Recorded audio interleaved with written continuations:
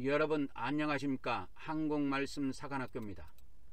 우리 한국말씀사관학교는 14만 4천 말씀사관학교와 평신도 말씀사관학교로 분리 운영되고 있으며 14만 4천 말씀사관학교는 하나님의 종들을 양성하는 양육기관이며 이 양육을 받기를 원하는 하나님의 종들은 매월 순교 헌금으로 42달 동안 매월 10만원씩 그렇게 헌금을 납부하고 그렇게 말씀을 무장하실 것을 적극적으로 추천하며 평신도 말씀사관학교 생도들은 자유롭게 말씀을 무장하시면 되겠습니다.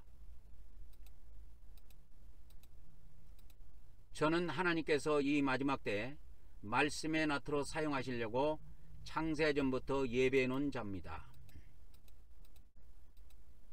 여러분의 기도와 적극적인 참여를 부탁드립니다.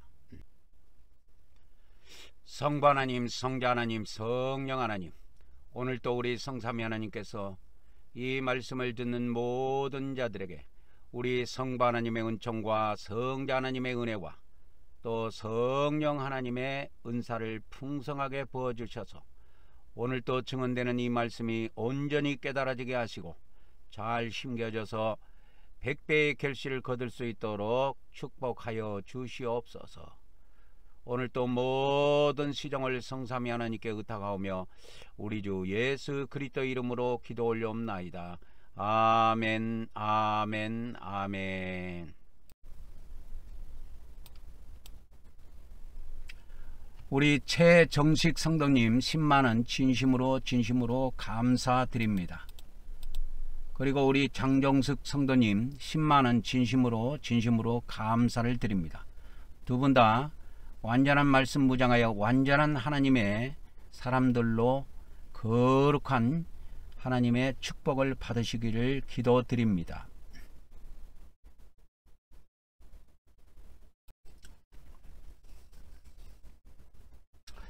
오늘은 한국말씀사관학교 사간생도 말씀무장 142회가 되겠습니다. 사간생도 말씀무장 142회가 되겠습니다. 저는 하나님께서 이 마지막 때 말씀의 나트로 사용하시려고 창세전부터 예배해 놓은 자입니다. 저의 카톡 연락처는 카톡 아이디 리키777이 되겠습니다. 마음이 온유한 자는 더 많은 진리를 받아 믿음과 행위로 구원받아 천국과 왕국에 들어가지만 마음이 강팍한 자는 더 이상의 진리를 받지 못하고 믿음으로만 구원받는다는 거짓 프레임에 빠져 그는 지옥에 던져지게 될 것입니다.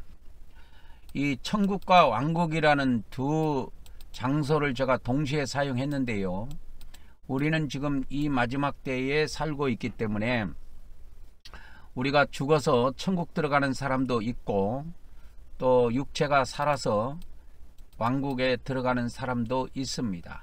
그렇기 때문에 이 표현을 동시에 두 가지로 제가 해 놓은 것입니다.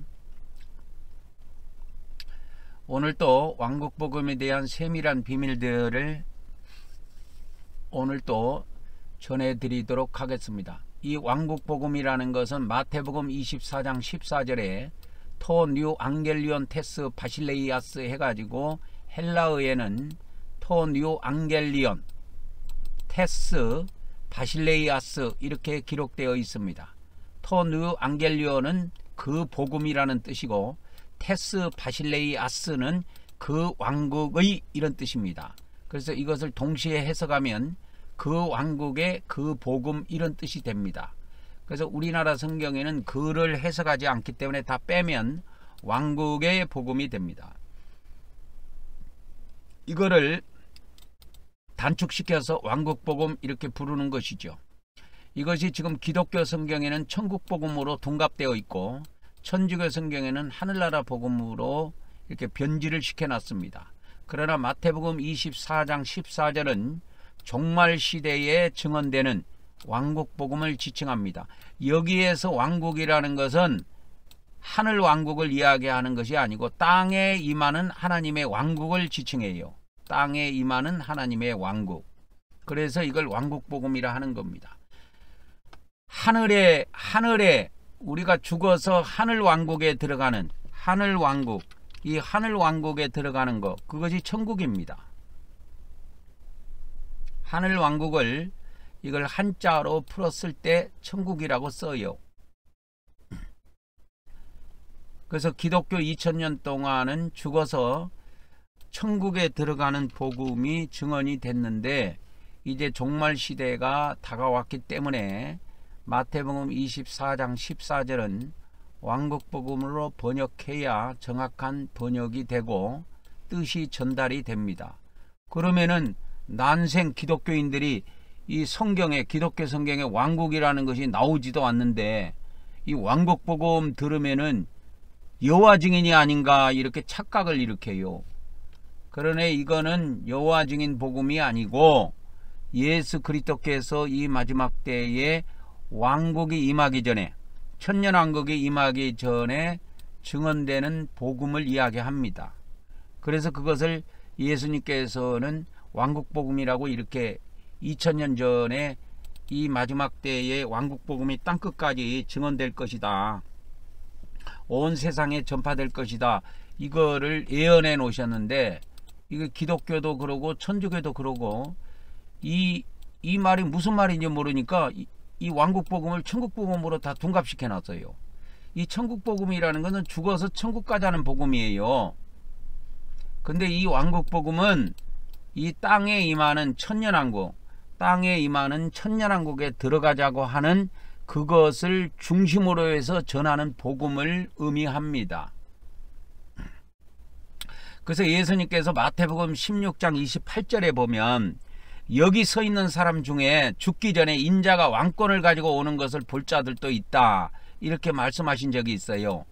여기 서 있는 사람이라고 하는 거는 그때 당시 사람들을 이야기하는 것이 아니고 이 성경을 읽는 사람들 중에, 이 마지막 때에 살아있는 사람들 중에 죽을 사람도 있지만 살아서 인자가 왕권을 가지고 오는 것을 볼 자들도 있다, 이 말이에요. 그래서 이 왕권을 가지고 오다가 헬라어에는, 헬라어 원문에는 어떻게 기록이 되어 있냐면, 이 바실레이아 왕권이 바실레이아인데요, 이 바실레이아에 오다 그렇게 되어 있어요. 그래서 에르코메논 엔 테이 바실레이아이 아우투 그렇게 되어 있습니다. 아우투는 그의 이런 뜻이에요. 그의 왕국에, 이 n이라고 하는 전치사는 영어의 in에 해당됩니다. 그의 왕국에 오다, 오시다 그런 뜻이에요.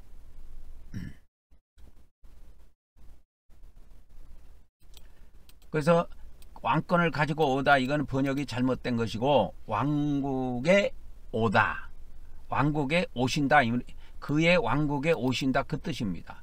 이 그의 왕국이 뭐냐면 그리스도의 왕국이고 천년왕국이에요. 누가복음 19장에 보면 어떤 귀인이, 여기서 어떤 귀인이라고 하는 것은 예수님을 비유해서 이렇게 말씀하신 것입니다. 예수님이 왕위를 받아 가지고 오시려고 먼 나라로 가셨어요. 여기서 먼 나라는 천국입니다. 아버지 하나님이 계시는 곳이에요. 그곳에 가셔가지고 이 바실레이아 왕국을 받아가지고 오시겠다는 거예요. 왕국을 받아가지고 오시겠다. 이게 누가복음 19장 12절에 그렇게 되어 있습니다. 왕국을 자기 자신에게 받아가지고 돌아오겠다, 이게요. 그러니까 돌아오시는 거는 재림이고, 받아가지고 오시려고 가신 거 있죠.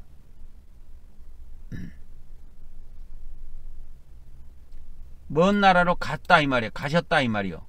이 가신 것은 승천입니다. 승천이에요. 승천이고 다시 되돌아오는 것은 재림이에요. 그래서 이제 왕위를 받아가지고 돌아와서 누가복음 19장 15절에 보면은 그 왕위를 받아가지고 돌아오십니다. 이렇게. 그래서 왕위가 뭐냐면 왕국입니다. 왕국, 바실레이아. 바실레이아, 이 왕국을, 그러니까 왕권을 받아가지고 돌아오시는 겁니다. 이 왕국을 받아가지고 돌아오시는 거예요.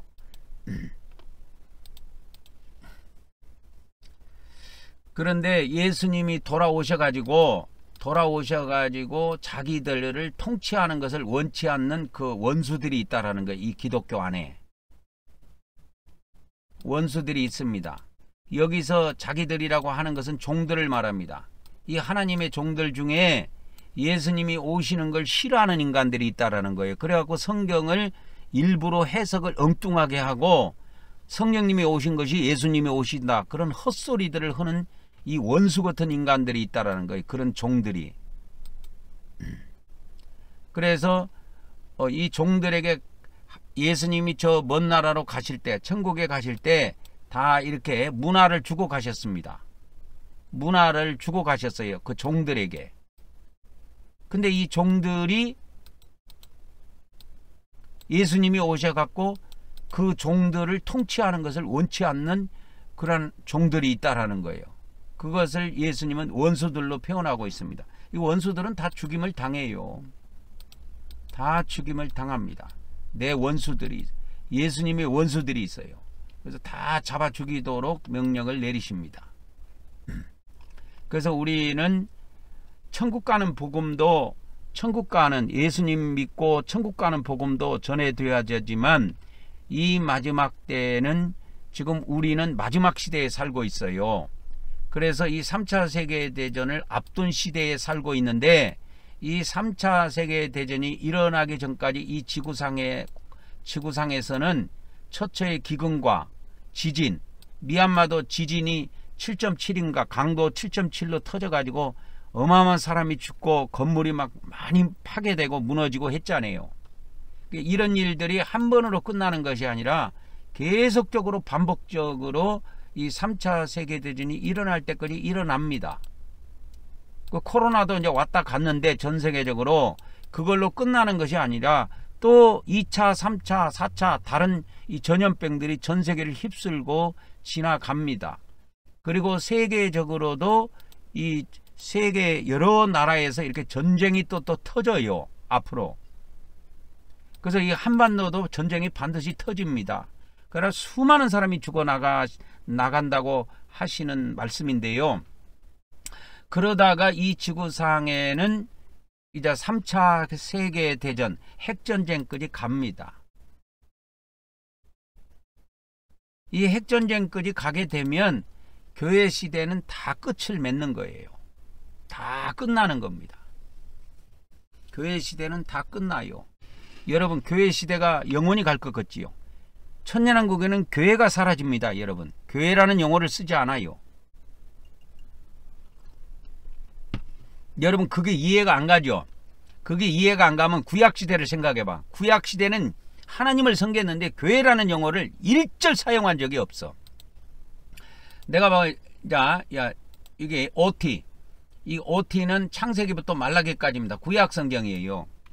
구약성경에 이 교회라는 것을 쳐보면 나올까요, 안 나올까요? 구약성경에 하나도 안 나오잖아요. 왜?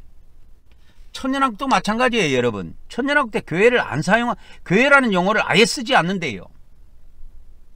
그래서 하나님께서는 시대별로 그 백성들에게 시대별로 맞게, 시대별로 맞는 그러한 용어를 주시는 것입니다. 지금은 구약시대는 하나님의 종들이 목사, 신부 이런 용어가 없었어요. 지금은 기독교에서 뭐 목사, 뭐 신부, 사제 이런 용어를 사용하지만 저기 뭡니까? 구약시대에는 이렇게 목사 이런 거 있죠. 뭐 신약시대에도 찾아보면 목사가 이게 에베소서 4장 1절에 한 번 이렇게 딱 번역을 해놨는데 구약성경에는 아예 등장을 하지 않습니다. 그래서 시대에는 종의 이름도 다 바뀌어요. 예수님의 이름도 바뀝니다. 여러분, 이거 어떻게 예수님의 이름이 바뀌냐고. 바뀌어, 이 사람들아. 성경. 그래서 예수님의 이름도 바뀐다니까요. 다 바뀌어요. 그래서 계시록 2장 7절에도 보면 그 돌 위에 새 이름을 기록한 것이 있나니 받는 자밖에는 그 이름을 알 사람이 없으리라. 그래서 계시록 3장 12절에 보면은 예수님이 나의 새 이름 이렇게 돼 있어요. 그래서 예수님의 이름이 천년왕국 때는 새로운 이름으로 바뀌어요. 왜 그런지 아십니까? 이 시대별로 의미가 다르단 말이에요. 예수라고 하는 이 이름은 마태복음 1장에 이 뜻이 나왔어요. 그 백성을 죄에서 구원한다는 의미, 구원한다는 그런 뜻이에요. 이 예수라는 뜻이. 여호와도 마찬가지입니다. 구약의 여호와도 그 백성들을 죄에서 구원한다는 뜻이에요. 그래서 여호와라는 그 의미하고 예수라는 의미는 거의 이렇게 뜻이 비슷해요. 그런데 신약 성경, 이제 이 교회 시대가 끝나고 천년 시대가 오면은 예수님의 이름도 새로운 이름으로 불려요. 그래서 이 요한계시록에서는 될 수 있으면 예수님의 이름을 사용하지 않고 어린 양으로 사용하고 있어요. 그게 이름이 패러다임이 바뀐다니까. 그래서 그것을 감추기 위해서 이제 어린 양으로 이렇게 해놨는데, 구약 이제 천년 시대가 되면 예수님의 이름도 새 이름으로 불리게 됩니다. 그래서 시대별로 이름이 바뀝니다. 이렇게. 그래서 예수님께서 이와 같이 이기는 자에게는 하나님의 성전의 기둥이 되게 하겠다. 그가 결코 다시 나가지 아니하리라. 내가 하나님의 이름과 하나님의 성, 곧 하늘에서 하나님께로부터 내려오는 새 예루살렘의 이름과 나의 새 이름을, 그러니까 하나님의 이름이 있어요. 하나님의 이름, 그 다음에 새 예루살렘의 이름, 그 다음에 예수님의 새 이름을 이기는 자들에게 그 이마에다가 탁 기록해줘요. 계시록 3장 2절에는 이마에 기록한다는 표현이 없는데, 저쪽에 계시록 그 22장에 가보면 그 예수님의 이름이 등장을 합니다. 그래서 그 종들의 이마에 이와 같이 그의 얼굴을, 하나님의 얼굴을 볼 터이요, 하나님과 어린 양의 보좌가 그 새 예루살렘 성 안에 있습니다. 그러니까 그의 종들이 하나님을 섬기고 하나님의 얼굴을 볼 터이요, 그의 이름도 그들의 이마에, 하나님의 그 이름이 그 종들, 여기서 그들이라고 하는 건 종들인데 종들의 이마에 이름이 있어요. 그래서 계시록 3장 12절에 하나님의 이름과 나오죠. 그리고 이제 계시록 14장에도 그것이 나옵니다. 14만 4천 명의 종들이, 이렇게 14만 4천 명의 종들이 예수님과 함께 여기서 휴거돼 가지고 하늘나라로 들어갑니다. 그래서 시온산에 서 있는 그 상황을 보여주고 있는 상태거든요. 계시록 14장이. 그래서 어린 양이 시온산에 섰고 그 어린 양과 함께 부활 승천했던, 휴거됐던 14만 4천 명이 지금 하늘 시온산에, 천국의 시온산에 서 있는 상태예요. 근데 여기에 보면 뭐가 나오냐, 그들의 이마에 이런 게 나옵니다. 그들의 이마에, 그들이라고 하는 것은 14만 4천 명의 그 승천한 휴거된 그 종들의 이마에 뭐가 있어요? 뭐가 있냐면 아버지의 이름이 있어요.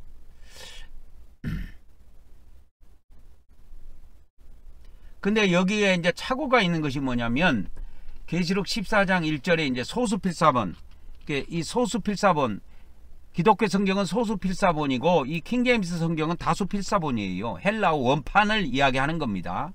헬라어 원문을 이야기하는 것인데, 이 소수필사본에는 어린 양의 이름과 아버지의 이름이 쓴 것이 있다, 이렇게 돼 있어요. 근데 다수필사본에는 그분의 아버지의 이름 이렇게 나와 있습니다. 그분이라고 하는 것은 여기서 어린 양을 이야기합니다. 어린 양, 어린 양께서 시온산에 서 계시고 또 그분과 함께, 그분이라고 하는 것은 어린 양 예수님을 이야기하는 거예요. 14만 4천 명이 어린 양과 함께 서 있는데, 그들의 이마, 그 14만 4천 명의 종들의 이마에 그분의 아버지의 이름이 기록되어 있다, 이렇게 되어 있어요. 근데 이게 이제 소수필사본에는 이거를 카이라고 하는 걸 딱 집어넣어 버리면 이렇게 바뀌어 버려요. 어린 양의 이름과 그 아버지의 이름을 이렇게 바뀌어 버립니다. 근데 여기에는 이렇게 카이로 돼 있지 않고 소유격으로 돼 있습니다. 소유격으로. 그분의 아버지의 이름. 이거를 헬라어 원문에 가서 찾아보면 어떤 것이 맞느냐면, 제가 이 가지고 있는 것도 그 다수필사본인데 거기에 보면 여기 나옵니다. 토 오노마 투 파트로스. 파트로스는 아버지입니다. 아우투 하면은 그의 아버지. 여기서 그라고 하는 건 어린 양을 이야기한다고 그랬지 않아요. 어린 양의 파트로스, 아버지. 아버지의 투니까 아버지의 파트로스는 그 소유격입니다. 그래서 아버지의 오노마, 이름. 그래서 토 오노마 하면 그 이름, 그렇게 됩니다. 근데 우리나라 성경에는 이 정관사에 해당되는 이 그라는 것을 거의 해석을 안 해요. 그래서 그 왕국복음을 때도 그 왕국의 그 복음, 그렇게 헬라어는 돼 있다 그랬죠. 그렇죠. 토 뉴 앙겔리온 테스 바실레이아스, 그렇게 돼 있다고 했습니다. 근데 여기에도 보면은 이렇게 되어 있습니다. 토 오노마 투 파트로스 아우투, 이렇게 되어 있어요. 그의 아버지의 그 이름, 이렇게 기록이 되어 있습니다. 그래서 이거를 수정해야 돼요.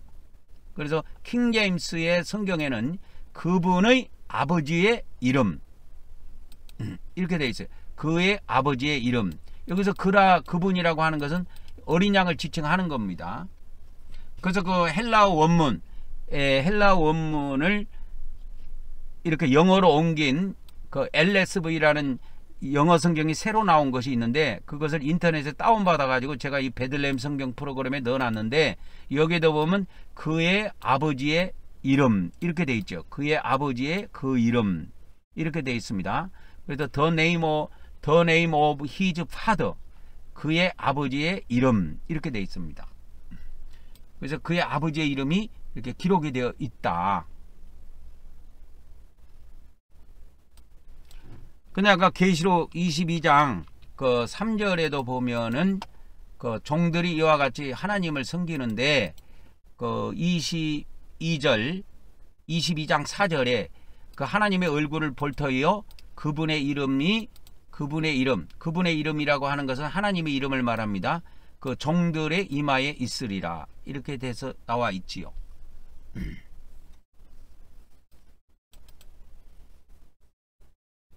그래서 여기에도 보면 하나님의 이름만 나와 있습니다. 하나님의 이름만 나와 있습니다. 그래서 그분의 his name, 이것만 나와 있어요. 어린 양의 이름, 이것이 같이 나와 있는 것이 아니고, 그들의 이마에, 그래서 그들이라고 하는 것은 3절에 나온 종들이라고 그랬죠. 종들. 그래서 여기서 종들이라고 하는 것은 뭐 다 순교한 종들을 의미하지만, 특별히 요한계시록을 중심으로 본다면 14만 4천 명의 하나님의 종들을 지칭하는 겁니다. 이들이 다시 내려와요. 다시 그분이신 어린 양과 함께 이 땅에 내려옵니다. 백마군대로. 그래서 이 마지막 때 3차 세계대전이 일어나기 전까지 이 미얀마에 터진 이 지진보다도 더 강력한 지진, 또 그보다 작은 지진, 큰 지진들이 계속적으로 터집니다. 기근도 오고요, 전염병도 오고요, 전쟁도 옵니다. 그래서 대한민국도 철저하게 전쟁을 준비해야 합니다. 정치적으로 싸움만 하지 말고 이런 것을 국가가 돈이 있을 때 차분하게 준비해 가야 돼요. 그래서 이러한 전 지구상 곳곳에 이 기근과 지진과 전염병과 전쟁들이 이렇게 일어나게 되는데, 이런 와중에 많은 거짓 선지자들도 일어나서 이 지구상에 있는 많은 사람을 미혹합니다. 그래서 이 마지막 때는 불법이 준동을 합니다. 그러나 이런 상황 속에서도 끝까지 견디는 자는 구원을 받는다고 하는 이 왕국 복음을 땅끝까지 증언한다고 하는 것입니다. 땅끝까지 증언을 한다고 하는 것입니다. 이 왕국 복음이라고 하는 것은, 이라고 하는 것은 바로 앞에 있는 걸 가리키는 거예요. 이게 헬라어로 이것 할 때 그걸 투토라고 하는데, 헬라어로 투토라고 해요. 이것. 그래서 이것을 가리킬 때 헬라어로는 투터라고 하는데, 이 왕국복음은 바로 앞에 있는 그걸 가리키는 겁니다. 이와 같이 끝까지 견디는 자, 끝까지 1335일까지 땅 아래 머무는 자, 견디다 하는 건 히포메노라고 그랬죠. 그래서 땅 아래 머무는 자는 구원을 받는다고 하는 것이 이 왕국복음이 됩니다. 이 왕국복음이라는 건 헬라어로 토뉴 앙겔리온 테스 바실레이아스 그렇게 되어 있어요. 그래서 이 왕국복음은 핵심이 끝까지 견디는 자, 끝까지 1335일까지 땅 아래 머무는 자는 구원을 받는다고 하는 것이 왕국복음의 핵심이고 키입니다.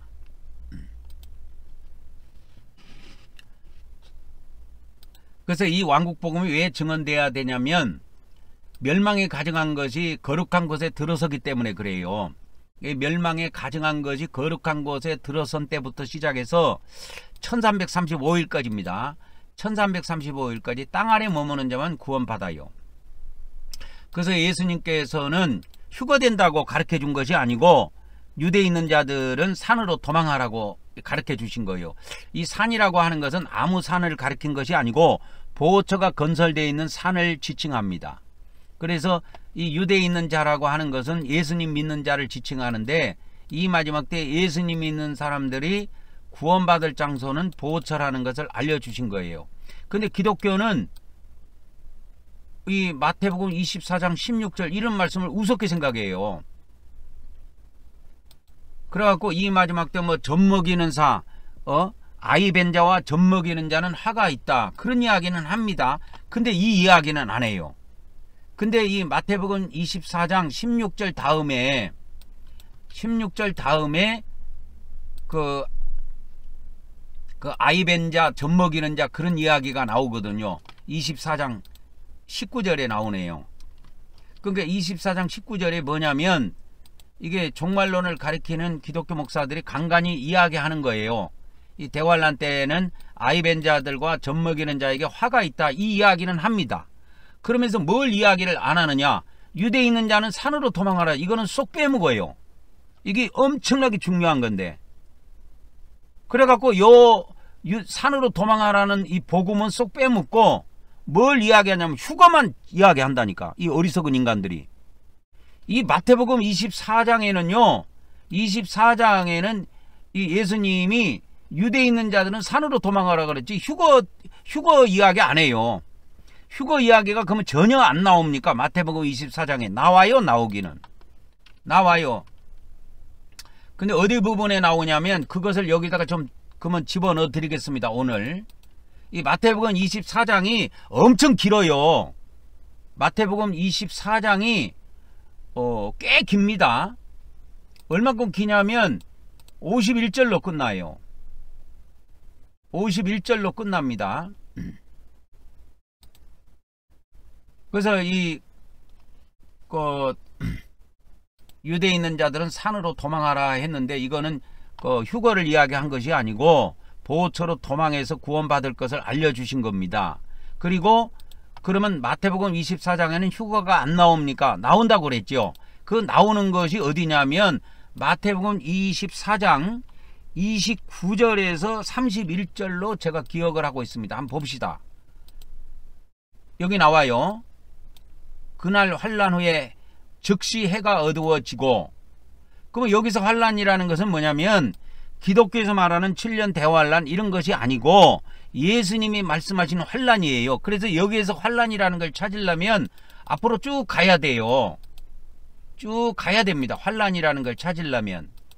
그래서 그 환란이라는 용어를 이렇게 쭉 가다 보면 여기에 큰 환란이 나와 있죠. 마태복음 24장 21절.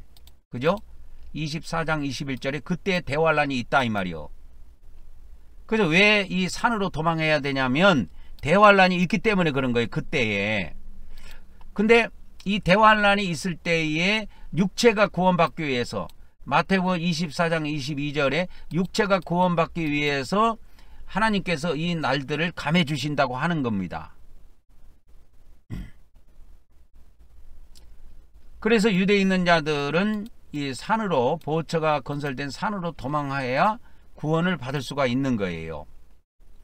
그러면 이제 그 마태복음 그러면 24장 그 아까 이야기했던 29절부터 31절에 여기에 뭐가 나오냐면 휴거가 나와요. 여기에 24장 29절부터 여기에 휴거라는 의미가 여기에 나옵니다.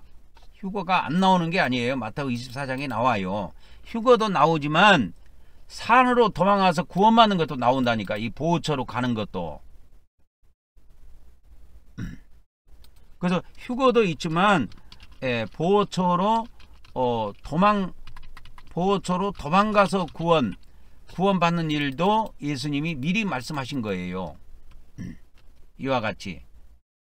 그래서 이 멸망에 가져간 것이 거룩한 것에 선 것을 보고들랑 그때 유대인 자들은 산으로 도망하라는 거예요.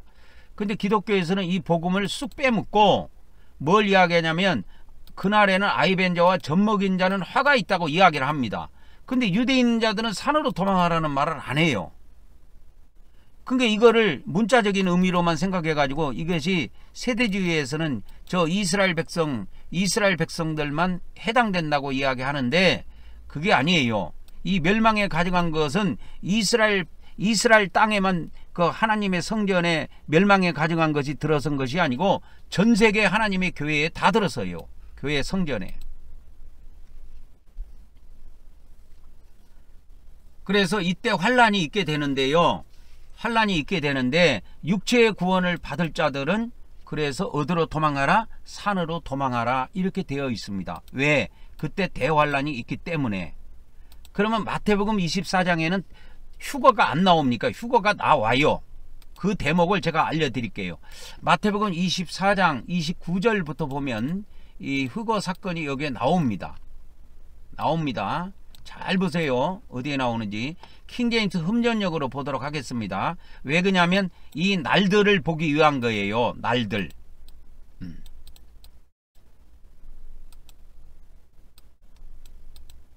이게 이제 그 개정성경에는 그 날 이렇게 해갖고 이게 단수로 되어 있어요. 근데 이게 헬라어 원문에 가면 이게 복수로 되어 있다고. 그래서 환란이라는 건 한 날만 있는 게 그날 환란 후 이렇게 하면 아 환란이 하루구나 이렇게 생각이 된단 말이야. 근데 그것이 아니고 환란이 하루가 아니에요. 환란은 여러 날 동안 옵니다. 그래서 이 환란이 최고는 5달이기 때문에 저번에 제가 5달 환란이 있다 그래갖고 이 날이 150일이라고 150일. 그래서 이게 헬라어 원문에는 날들 이렇게 돼 있어요. 그러면 날들로 번역되어 있는 것을 이 킹제임스 성경에서는 흠정역에서는 이 복수로 표현했기 때문에 이 용어 때문에 킹제임스를 사용하는 거예요. 이 마태복음 24장 29절에는 개정성경을 사용해도 되지만 개정성경에는 이렇게 단수로 돼 있어. 단수로. 그날 환란. 그러면 환란이 그러면 환란이 와갖고 환란이 하루밖에 안 되는구나 이런 착각을 불러일으키게 돼 있다고. 그날 환란 후. 그러니까 환란이 하루만 오는 것이구나 이렇게 착각을 일으킬 수 있다고. 근데 그것이 아니고 이 환란이 아까도 이야기했지만 계시록 9장에 보면 전반부에 보면 5째 나팔이 울렸을 때 무저갱에 있는 짐승이 나온다고 그랬죠. 그죠? 무저갱에서 짐승이 나오는데 그 짐승들이 나와가지고 이 지구상 사람들을 150일 동안 즉 5달 동안 괴롭힌다고 그랬어요. 황충의 꼬리로. 그 짐승의 짐승이 꼬리가 달려있는데 꼬리에 침이 달려있는데 그 침으로 인간들을 고통을 가한다고 150일 동안 돼 있단 말이에요. 그래서 이 환란이 날들 이렇게 되는 거예요. 150일. 이게 날이라고 하는 거는 단수고 날들 하면 이게 복수가 되는 거예요. 그러면 복수면 2일 3일부터 이렇게 들어가는데 하루는 단수지만 그럼 며칠이냐 이야기했을 때 요한계시록 9장에 보면 5달 동안 환란을 당하기 때문에 여기에 이와 같이 150일로 제가 표기를 한 겁니다. 그러면 이거 5달을 제가 알려드릴게요. 5달. 그래서 이제 이렇게 쭉 가면 무저갱에서 이렇게 짐승들이 올라오는데 사람들, 이 지구상에 있는 사람들을 죽이지는 못하게 하시고 5달 동안 괴롭게만 하는 거예요. 이 짐승들이, 이 지구상 사람들을. 이게 환란이에요. 5개월 환란이라니까. 5달이에요. 이거를 예수님은 대환란으로 표현하고 있습니다. 그래서 이게 날들이 복수예요. 복수. 그래서 최장 150일입니다. 근데 이 최장 너무 많은 세월이 가면 육체가 구원을 못 받기 때문에 이 환란의 날을 감해 주신다고 했어요. 그러면 이 환란이 다 지나갔어. 그러면 환란 뒤에 즉시 해가 어두워지며, 해가 어두워지고 달이 자기 빛을 내지 않고 별들이 어떻게 돼요? 별들이 어떻게 돼요? 달들이 자기 빛을 내지 않고 별들이 하늘에서 떨어지며 하늘들의 권능들이 흔들리리라. 그리고 그때에 사람의 아들, 인자입니다. 인자.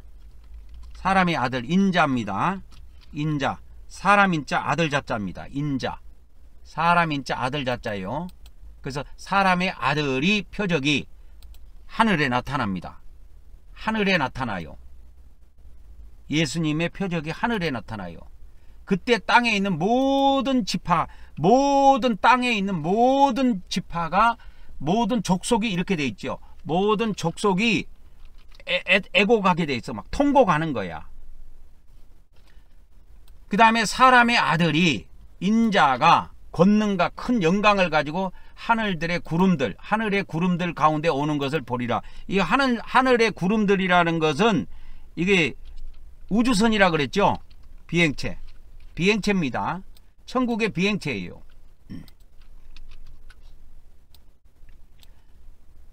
예수님이 이 땅에 오실 때 천국에 있는 비행체를 타고 오십니다. 비행체. 여기다가 비행체라고 할게요. 비행체들을 타고 오십니다. 그래서 이것을 인자가 그 권능과 큰 영광을 가지고 하늘의 그 비행체들 가운데 오는 것을 보리라. 이때 비행체가 나타날 때 어마어마하게 나타납니다. 수많은 이때 천사들도 대동이 되기 때문에 엘리야 열왕기 하에 보면 엘리야가 열왕기 하에 보면 여러분 엘리야가 불말과 불병거를 타고 가는 것이 나와요. 열왕기하 6장 17절에 보면 불말 불병거 요거는 저기 엘리사의 하던 관련된 것이고, 예, 불말 이렇게 해서 한번 봅시다. 열왕기하 2장 11절에는 불수레와 불말들 해가지고 엘리야와 엘리사를 이렇게 갈라놓습니다. 그러니까 엘리야가 헤어릿바람으로 하늘에 올라가더라 그랬어요. 이때 엘리야가 그냥 몸으로 가는 것이 아니고 이 불말들이 이끄는 불수레를 타고 가요. 이 불수레가 뭐냐면 천국의 비행체예요. 비행체. 천국의 비행체입니다, 여러분. 그러니까 이거를 지상에 있는 사람들, 지구에 있는 사람들은 UFO라고 자꾸 이렇게 하는데, 왜? 지상에는 그런 물체가 없으니까. 그것을 미확인 비행 물체라 그래갖고 UFO라고 부르는데, 이 불수레도 UFO에 해당이 됩니다. 그런 입장으로 본다면 이 불수레를 타고 가요, 갈 때. 그래서 불말이 그걸 끌고 갑니다. 그래서 이 비행체들을 수많은 비행체들이 이렇게 천사들과 함께 또 이렇게 오게 되는데요. 그때 인자가 자기 영광을 가지고 이때 오는데, 이때를 뭐라고 그러냐면 이때를 공중재림이라 그래요. 마태복음 24장 30절은 공중재림입니다. 지상재림 아닙니다. 역사적 전천연설, 우리나라 기독교 목사들이 역사적 전천연설을 믿는 사람들이 요한계시록 해석해 놓은 걸 예전에 보니까 이 환란 후 하니까 이 사람들은 7년대 환란이 끝나는 걸로 보더라고. 그러니까 이거를 자기들 관점으로 생각하는 거야. 자기들 관점으로 생각하기 때문에 성경 해석이 안 되는 거예요. 그래서 그들이 도표를 개련한 걸 봤는데, 여기서 환란 후 즉시 해가 어두워진다. 그러니까 7년 환란이 끝난 뒤에 해가 어두워지고 달이 빛을 내지 않고 별들이 하늘에서 떨어진다 이렇게 보는데, 이게 그때 상황이 아니고 이게 7년 대환란 중간에 있는 사건이에요. 이게 언제 있는 사건이냐면, 우로 쭉 올라가 볼게요. 우로 쭉 올라가 보면 유대에 있는 자가 산으로 도망하는 그 뒤에예요. 이때 대환란이 있다고 그랬죠. 그래서 하나님의 백성들이 보호처로 도망한 그 이후에 사건이에요. 그래서 이 150일 기간 안에 이것이 벌어지는데, 이런 환란이 다 지나가고 난 이후에 이런 해달벌이 어두워지는 이런 상황들이 벌어집니다. 그래서 이제 구약에 예언될 때 이스라엘 백성이 이때 예수님이 오실 때, 그러니까 자기들이 예수님을 찔러 죽였잖아요. 그래서 자기들이 찌른 그분이 오실 때에 이스라엘이 통곡한다고 돼 있어요. 그래서 하나님께서 통회의 마음, 그 다음에 회개의 마음을 이 다윗의 후손들에게 부어주신다고 예언이 되어 있습니다. 구약 성경에. 나중에 제가 알려드릴게요. 그렇게 예언이 되어 있는데, 이때 이스라엘 민족들도 대회개하는 사건이 벌어집니다. 근데 이때 어떤 일이 벌어지냐면, 이때 공중재림이 있어요. 이게 지상재림이 아니라니까. 이 공중재림이라고 하는 거는, 잘 보세요. 공중재림이라고 하는 것은 이거를 통으로 대환란이라고 본다면, 이 원을, 원래 이거 크라레스 라킨이 100년 전에 그릴 때 이 원을 대환란 원으로 그려놓은 거예요. 근데 제가 이걸 마지막 대로 바꿔놨어요. 그러면 이제 대환란으로 보고, 이 7년으로 보고, 7년 중간에 공중재림이 있어요. 예수님이 저 천국에서 이 공중까지 재림에 내려오시면 이때 휴거가 있다니까, 이때. 그러니까 이게 휴거가 데살로니가전서 4장 15절부터 18절에 이게 기록이 되어 있는 그 하늘로 공중으로 끌려 올려가 우리가 공중에서 주님을 영접하고 이런 내용들이 나오는 것이 데살로니가전서 4장에 나오는데, 이런 비슷한 내용이 마태복음에 나온다니까요. 24장에. 지금 제가 그걸 알려드리는 거예요. 이게 대환란 후라고 하니까 이 환란 뒤, 환란 후 이렇게 돼 있다고. 그러니까 환란 후 이렇게 돼 있어갖고 개정성경에는 보면은, 개정성경에는 보면 환란 후 이렇게 돼 있어요. 그러니까 이걸 역사적 전천년서를 믿는 기독교 안에 있는 기독교 목사들이, 천주교에서는 그런 걸 안 믿지만은 기독교 목사들이 이 환란 후 하니까는 7년 대환란 후 해갖고 이렇게 해석을 하더라고. 그러고 역사적 전천년설에서는 대환란이 끝나면 휴거가 있다 주장하는 것이, 이걸 가지고 주장하는 거예요. 이거 가지고. 이 마태복음 24장 29절 가지고 주장하는 겁니다. 근데 전혀 시간대가 잘못 잡힌 거예요. 빗나간 거예요. 그거는 7년 대환란 중반에 있어요. 이 공중재림하고 휴거는. 근데 그들은 환란 후 하니까, 이 환란이 다 끝나고 나면 이 원을 이제 마지막 때로 보지 말고 대환란으로 본다면, 그래서 이게 세대주의 건데요. 이 세대주의는 이거를 7년 대환란으로 이렇게 봐요. 근데 7년 대환란, 이게 세대주의에서는 이때 7년 대환란 시작할 때 휴거가 있다고 이렇게 합니다. 제가 이걸 중간에다가 옮겨놨는데, 원래 세대주의에서는 이때 있어요. 이때. 그리고 역사적 전천년설에서는 이 재림이 공중재림, 지상재림으로 분류하지 않고, 그들은 지상재림 한 번만 이야기하기 때문에 이 지상재림 할 때 휴거가 동시에 있다고 그렇게 주장을 합니다. 이때 지상재림 할 때 휴거가 동시에 있는데, 이때 성경 규절을 쓸 때 이걸 쓴다니까. 마태복음 24장 29절을. 왜? 이제 7년 대환란이 다 끝났다. 다 끝난 후에 이와 같이 환란 후에 해가 어두워지고 달이 빛을 내지 못하고 별들이 하늘에서 떨어지는 일이 있는데, 이때 인자가 재림한다. 이래 갖고 이때가 지상재림으로 보는 거예요. 근데 이건 지상재림 사건이 아니고 공중재림 사건이라니까. 내가 지금 이야기하잖아요. 지금 이거는 마태복음 24장 30절에 인자가 하늘에 나타나고, 이때 땅에 있는 모든 족속이 통곡하고 이런 일들이 벌어지는 일들이 있는데, 이때가 예수님이 지상재림이 아니고 공중재림 때예요. 이때 큰 나팔 소리가 있고 예수님이 천사들을 먼저 보냅니다. 왜 천사들을 먼저 보내냐면 나팔소리와 함께 천사들이 먼저 와가지고 이 땅에서 순교한 14만 4천 명의 종들 있잖아요. 예? 근데 그의 택함 받은 자들, 그의 택함 받은 자들이 누구냐면 14만 4천 명의 종들이 순교했단 말이야.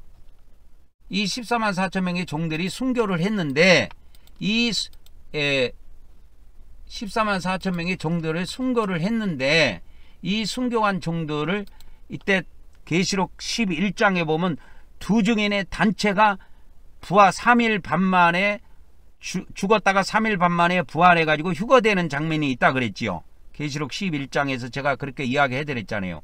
이때 14만 4천 명의 종들이 이때 부활과 뭐가 있냐면 휴거가 있어요. 이때 있다니까요. 부활과 휴거가 이때 있습니다. 14만 4천 명의 종들이 이 선택받은 자라고 하는 것은 14만 4천 명의 종들을 이야기해요.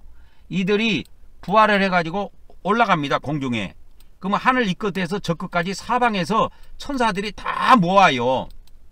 다 모아놓으면 예수님이 그들을 공중에 오셔가지고 예수님이 공중에 그때 오셔가지고 오신 상태이기 때문에 천사들이 다 모으면 이들을 데리고 어디로 가냐면 천국으로 들어가는 겁니다.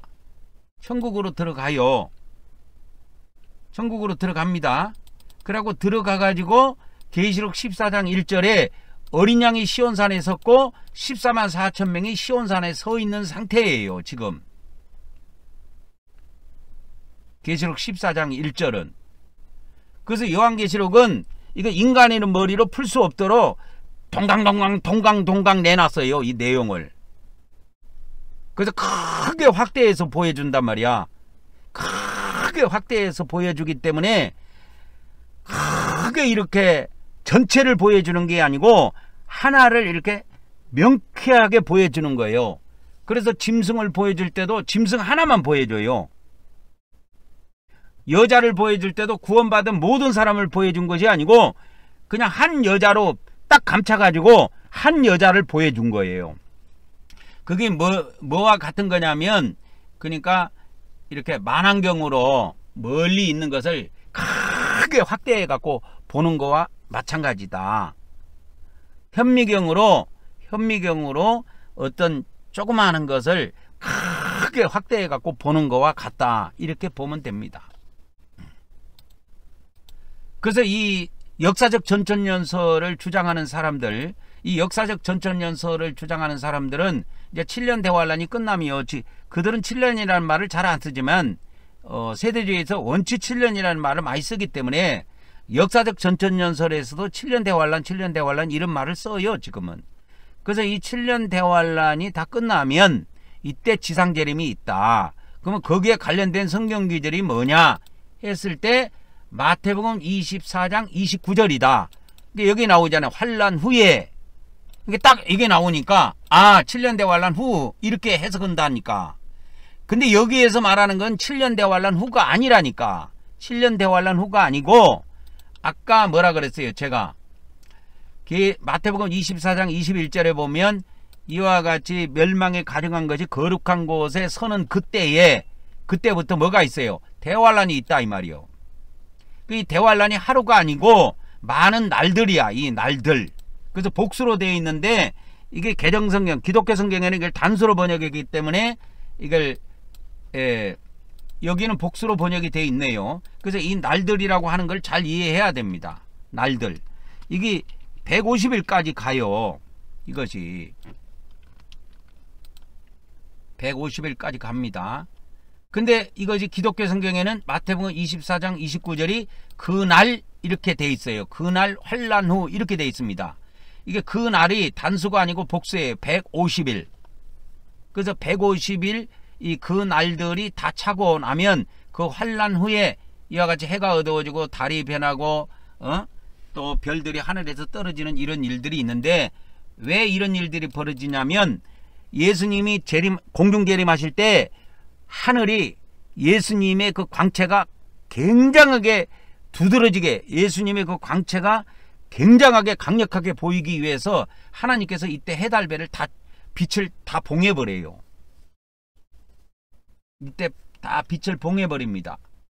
그래서 이때 해달별이 이렇게 제 역할을, 여러분 예수님께서 십자가에 돌아가시기 전에 3시간 동안 이 세상이 어두웠다는 건 여러분 알고 있습니까? 3시간 동안 깜깜했습니다, 여러분.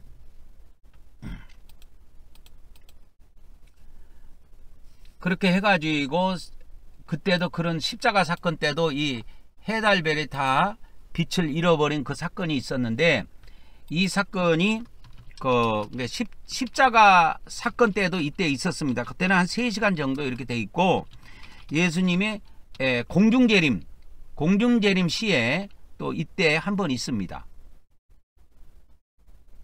공중재림 시에 해달별이 빛을 잃습니다.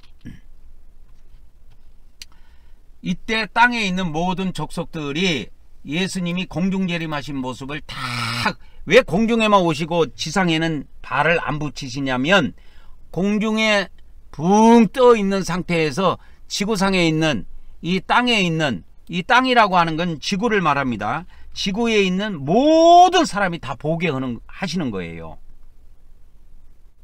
지구상에 있는 모든 사람이 다 봅니다. 그리고 하물며 보호처에 있는 백성들, 또 이 지옥에 있는 마귀들까지 이 모든 상황을 다 보게 됩니다. 그래서 예수님이 공중재림 하실 때에 하실 무렵에 공중에서, 공중이라고 보다는 그 하늘 있죠. 계시록 12장에 나와 있는 그 12장 7절부터 9절에 있는 그 하늘에서 전쟁이 벌어져요. 이때가 언제 전쟁이 벌어지냐면, 예수님이 공중재림 하시기 전에 천사들을 먼저 내려보내요.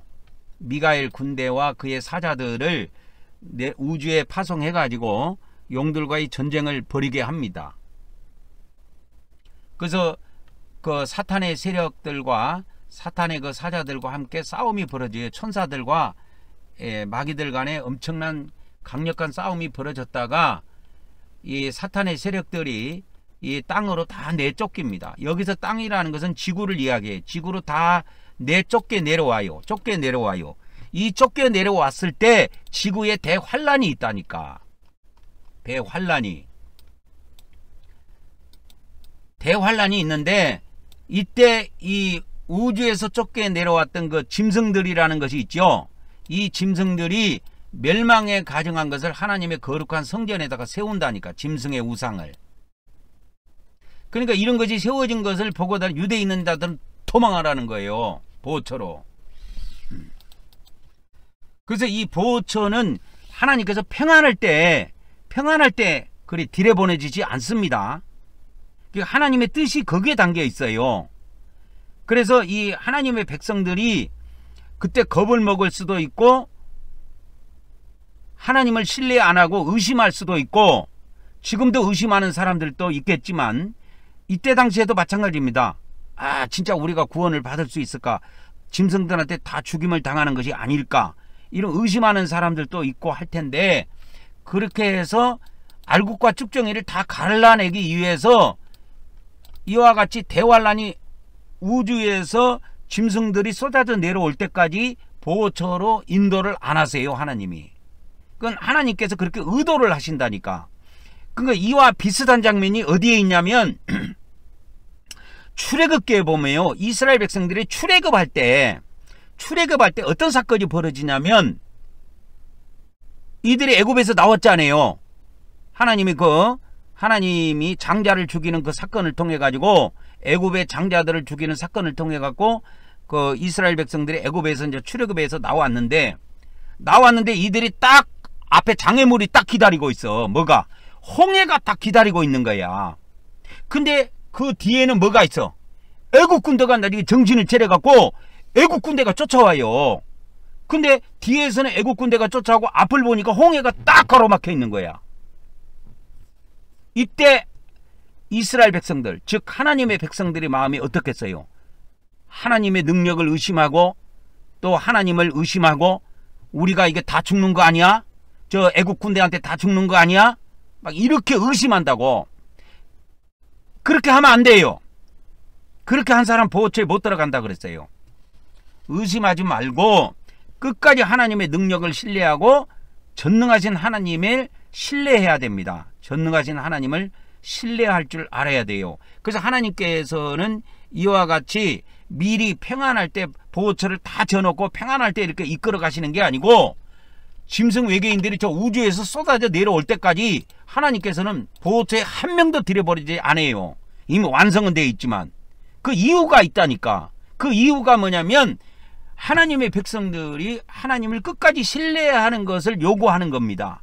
의심하지 않고 하나님의 능력으로 하나님의 지혜로 능히 너희들을 구원할 수 있다. 짐승 외계인들보다 하나님의 능력이 있고 14만 4천 명의 종들이 더 능력이 있다는 것을 신뢰하도록 하는 겁니다. 그래서 이 14만 4천 명의 종들은 계시록 11장에 보면 1260일 동안 마지막 예언을 때는 엄청난 능력을 가지고 예언을 해요. 마지막 말씀을 전하는 겁니다. 그게 3년 반이에요. 전 3년 반이에요. 이게 7년 대환란에서 반을 쪼개면 앞 전반부에 있는 3년 반을 이야기합니다. 그러니까 그 14만 4천 명의 종들이 이 보호처에 들어갈 백성들은 자기들을 하나님의 그 종들을 통하여 하나님께서 능히 자기들을 보호처로 인도에 가게 하신다는 것을 확실히 믿어야 돼요. 확실히 믿어야 됩니다. 그래서 하나님께서는 저 우주에서 짐승 외계인들, 사탄 마귀 세력들과 짐승 외계인들이 이 지상에 쏟아져 내려와 가지고 이와 같이 대환란이 일어날 때까지 보호처에 한 명도 안 들여보내신다니까요. 그것이 하나님의 뜻이에요. 하나님은 그래서 이스라엘 백성들이 출애굽할 때도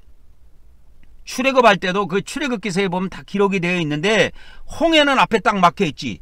뒤에서 애국 군대는 쫓아오고 있지. 그러니까 하나님께서 하나님 백성을 구원하기 위해서 어떻게 했어요? 하나님의 불기둥이 씁니다. 애국 군대가 진격을 못하도록 불기둥을 딱 세워놓고 홍해를 가르기 시작하세요. 그 하나님의 능력을 믿어야 된다니까요. 전능하신 하나님이 이렇게 역사하셔가지고 그 택함받은 하나님의 백성들의 육체가 구원받아서 능히 보호처에 들어가서 구원받는다는 것을 믿어야 된다는 거예요. 그래서 유대에 있는 자들은 그때 산으로 도망하는 겁니다. 도망한다고 해서 뭐 그냥 산 줄 아십니까? 그래서 이때 이런 지상에서 이제 우주에서 하늘 전쟁이 벌어져 가지고 이 지상에서 이런 대환란 사건이 쭉 일어난 상황 속에서 14만 4천 명의 종들이 육체를 가지고 있는 하나님의 백성들, 보호처에 들어갈 하나님의 백성들, 그러니까 이 마지막 때 이 왕국 복음을 듣고 자신을 거룩하게 만들고 회개하면서 예수님 삐뿔에서 자기 자신을 거룩하게 한 그 거룩한 백성들의 육체를 구원시켜주기 위해서 14만 4천 명의 종들이 나서는 겁니다. 하나님께서 14만 4천 명의 종들에게 그러한 짐승들로부터 하나님의 백성들을 능히 구원하셔갖고 그들을 보호처로 이끌어 갈 것을 하나님의 백성들은 믿어야 된다니까. 그걸 못 믿는 사람은 보호처도 못 들어간다고 보면 돼요. 하나님의 백성에 대해서, 하나님의 능력에 대해서 의심하는 사람은 보호처에 들어갈 자격이 없어요. 그래서 여러분 출애굽기서를 그래서 자세히 읽어보세요. 그래서 이제 출애굽기 14장 8절에 보면 여호와께서 애굽 왕 파라오의 마음을 완악하게 하였으므로 그가 이스라엘 자손의 뒤를 따르니 이스라엘 자손이 어디게 담대히 나갔습니다. 그래갖고 쭉 보면요, 애굽 사람들과 바로의 말들, 병거들, 그 마병들, 그 군대가 그들의 뒤를 따라 바알수폰 맞은편 히아힐로 곁 해변 그들이 진천대까지 미친지라. 그러니까 이들이 아직 뭐예요? 저게 이들이 홍해를 걷는 것이 아니에요. 홍해 그 해변에 이렇게 딱 진을 치고 있는데 아이고 애국 군대가 뚝 뒤를 따라온 거예요. 이때 한번 상황을 봅시다. 여러분, 바로가 가까이 올 때 이스라엘 자손이 이스라엘 자손이 눈을 들어본즉 애굽 사람들이 자기들 뒤에 이른지라. 이스라엘 자손이 심히 두려워하여. 이게 두려워하는 거예요. 얘들이. 이러면 안 되는 거예요. 하나님의 능력을 끝까지 신뢰해야 돼요. 그렇지 못하면 버림받습니다. 이 마지막 때. 이스라엘 자손이 심히 두려워하여 여호와께 부르짖고 그들이 또 모세에게 이르되 애굽에 매장지가 없어서 당신이 우리를 이끌어내어 이 광야에서 죽게 하느냐. 어찌하여 당신이 우리를 애굽에서 이끌어내어 우리에게 이같이 하느냐 하면서 막 불평하는 거야. 우리가 애굽에서 당신에게 이런 말이 이것이 아니냐. 이르기를 뭐라고 있냐면 우리를 내버려 두라. 우리가 애굽 사람을 섬길 것이라 하지 아니하더냐. 애굽 사람을 섬기는 것이 광야에서 죽는 것보다 낫겠노라 하면서 모세에게 불평을 쏟아놓는 거예요. 그때 모세가 백성에게 이르되 너희는 두려워하지 말고 가만히 있어서 여호와께서 오늘 너희를 위하여 행사하시는 구원을 보라. 너희를 위하여 행하시는 구원을 보라 이거예요. 이 구원이 무슨 구원이냐? 육체 구원이에요. 이 마지막 때도 육체 구원이 있다니까. 육체의 구원이 있다니까요. 이렇게 마태복음 24장 22절에 그래서 그 환난의 날들을 감하지 아니하면 모든 육체가 구원을 받지 못할 것이기 때문에 택하신 그 육체가 구원받으려고 하나님이 택하신 자들을 위해서 그 날들을 그 대환난의 날들을 좀 감해 주신다 하는 것입니다. 그래서 하나님께서는 애굽에서 일어났던 그 출애굽 사건하고 이 애굽에서 일어났던 출애굽 사건의 그 상황하고 이 보호처로 들어가는 상황을 비슷하게 만들어요. 왜 그렇게 만든지 아십니까? 하나님의 백성들의 마음을 보는 거야. 얘들이 하나님의 능력을 진짜 믿고 있는지, 하나님이 자기들을 구원한다고 예언의 말씀을 통해서 구원해가지고 보호처로 다 데려간다고 하나님이 약속을 해주시고, 또 계시록 12장 6절에 보면 하나님께서 광야에 백성들을 구원하기 위해서 그들의 육체를 구원하기 위해서 광야에 예비하신 곳이 있다고 했는데 그 말씀을 얼마나 실제로 믿는지 안 믿는지 하나님이 시험해 보시는 거예요. 끝까지. 그래가지고 이와 같이 이스라엘 백성들이 막 모세에게 불평하고 하니까 너희는 두려워하지 말고 가만히 서서 오늘 여호와께서 행하시는 구원을 보라 이거요. 너희가 오늘 본 애굽 사람을 영원히 다시 보지 못하리라. 이것이 그대로 이루어지지 않아요. 여호와께서 너희를 위해서 싸우시리니 너희는 가만히 있을지어다. 그래서 이 보호처에 들어가는 백성들은 싸울 것이 없어요. 가만히 있으면 돼요.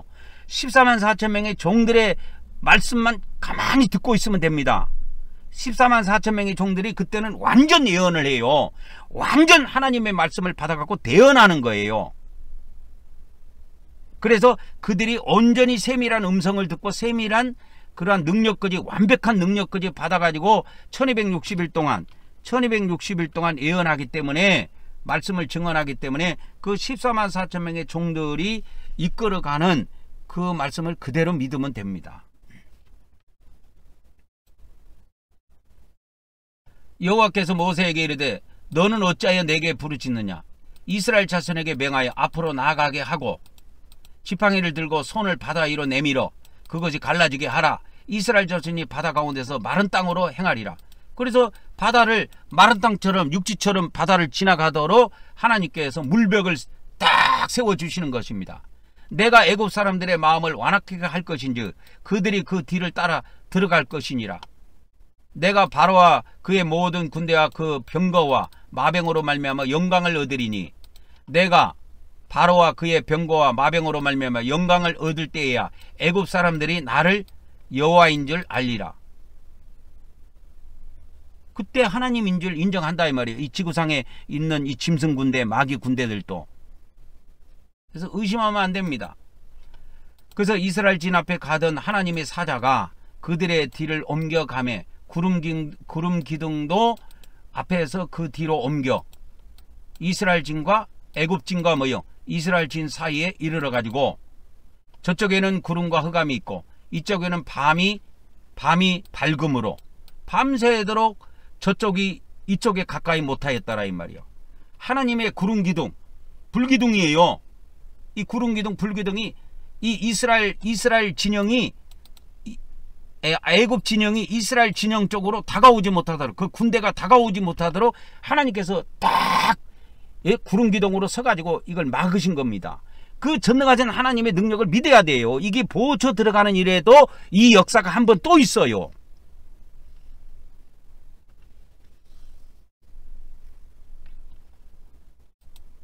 그래서 모세가 바다 위로 손을 내밀어 여호와께서 큰 동풍이 맞도록 밤새도록, 동풍이 밤새도록 바닷물을 물러가게 하시니 물이 갈라져 바다가 마른 땅이 된지라. 그래서 이제 마른 땅이 되니까 이스라엘 백성들이 바다 가운데를 육지처럼 걸어간 겁니다. 그들의 좌우에는 뭐가 있어요? 물벽이 이렇게 있어요. 물벽. 물이 딱 벽으로 되어 있는 거야.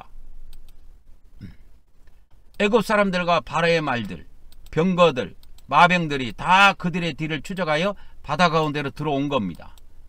그러니까 바다 가운데로 다 들어왔을 때 하나님께서는 어떻게 돼요? 새벽에 여호와께서 불과 기름 거둔 가운데서 애굽 군대를 보시고 애굽 군대를 어지럽게 하시며 그들의 병거 바퀴를 벗겨서 달리기가 어렵게 하시니 애굽 사람들이 이르되 이스라엘 앞에서 우리가 도망하자. 여호와께서 그들을 위해 싸워 애굽 사람들을 치는도다. 이렇게 하나님이 싸워주시는 겁니다. 보초에 들어갈 때도. 그래서 이런 것을 평안하다 안전하다 할 때, 보호처가 만들어졌다 할지라도 절대 평안하다 안전하다 할 때에 절대 하나님께서는 보호처에 단 한 명도 데려가지 않습니다. 왜 그런지 아세요? 하나님께서 믿음을 보시는 거예요. 하나님을 이들이 신뢰하는지 그걸 보는 겁니다. 하나님을 의심하고 하나님의 능력을 의심하고 그런 사람들은 이 마지막 때 구원받을 자격이 없는 것입니다. 실제로 이 사건은 이 마지막 때 일어나는 것입니다. 여러분, 믿음을 가지세요. 전능하사 천지를 만드신 하나님 아버지를 내가 믿사오며, 말로만 그렇게 하지 말고, 말로만 전능하다고 하지 말고, 진짜 전능하시고 능력이 많으시고 마귀보다도 짐승들보다도 능력이 월등하신 분이 있는데, 그분이 우리가 믿는 하나님이라는 걸 믿어야 돼요. 말로만 전능하다고 믿고 말이야.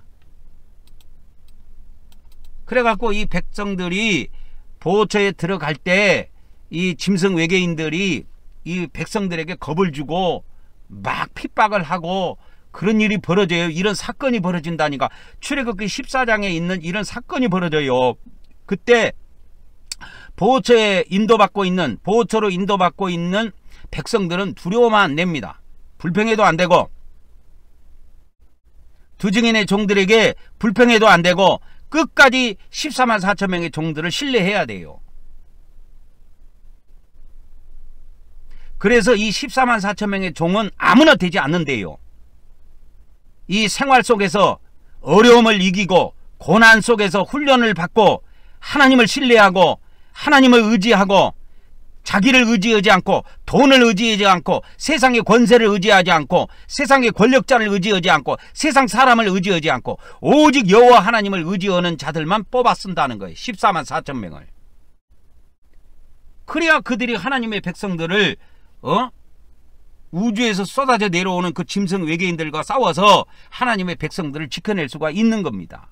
그래서 여러분, 14만 4천 명의 종이 될 사람들은 말로만 된다고 하지 마세요.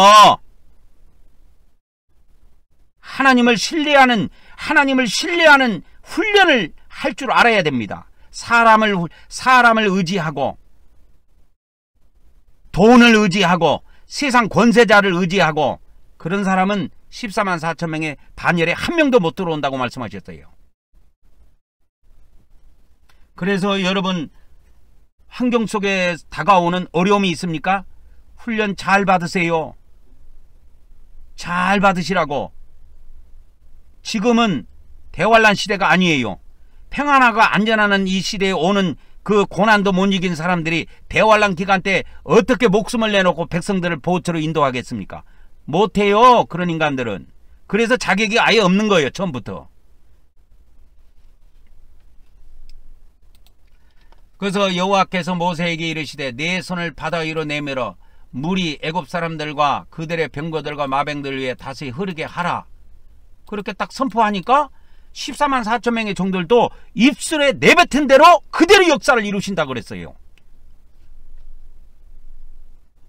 그래서 요한계시록 그 뭡니까? 요한계시록 여러분 요한계시록 그래서 11장에 보면은 이 두 증인의 권세를 받은 이 14만 4천 명의 종들은 누구든지 그들을 해하고자 하는 그들의 입에서 불이 나갖고 그 원수를 삼켜 죽여버려요. 누구든지 이들을 해할 수가 없다니까요. 해하려고 하면 반드시 죽음을 당하게 돼 있습니다. 짐승 외계인이든 뭐든 상관이 없이. 이걸 3년 반 동안 이 권세와 능력을 줘요, 하나님께서. 그래서 3년 반 동안 비가 이 지구상에 못 내리게 하는 거예요. 3년 반 동안. 전 3년 반 동안 비가 안 와요. 이 지구상에. 어떻게 살겠습니까, 그러면? 이때 처처의 기근이 있는 겁니다. 하나님을 신뢰하는 사람만 먹고 살 수 있는 거 이때. 이 14만 4천 명의 종들을 신뢰하는 백성들만 살아날 수가 있는 겁니다. 그러고 자기들이 그 14만 4천 명의 종들은 그때 아무 때든지 자기들이 원하는 대로 여러 가지 태양으로 이 땅에 있는 사람들을 쳐서 죽일 수가 있어요. 이때는 죽여도 이때는 살인죄에 걸려 들어가지 않아요. 하나님께서 주신 권세로 하기 때문에. 그러나 이들도 이 두 증인의 권세를 받은 14만 4천 명의 종들도 1260일 동안에 그 자기들의 증언의 시간을 다 마치면, 증언의 기간을 다 마치면 무적행으로부터 올라온 이 지구상에 이미 우주에서 내려온 짐승 외계인들과 싸워갖고 죽임을 당한다니까. 이렇게 죽임을 당합니다.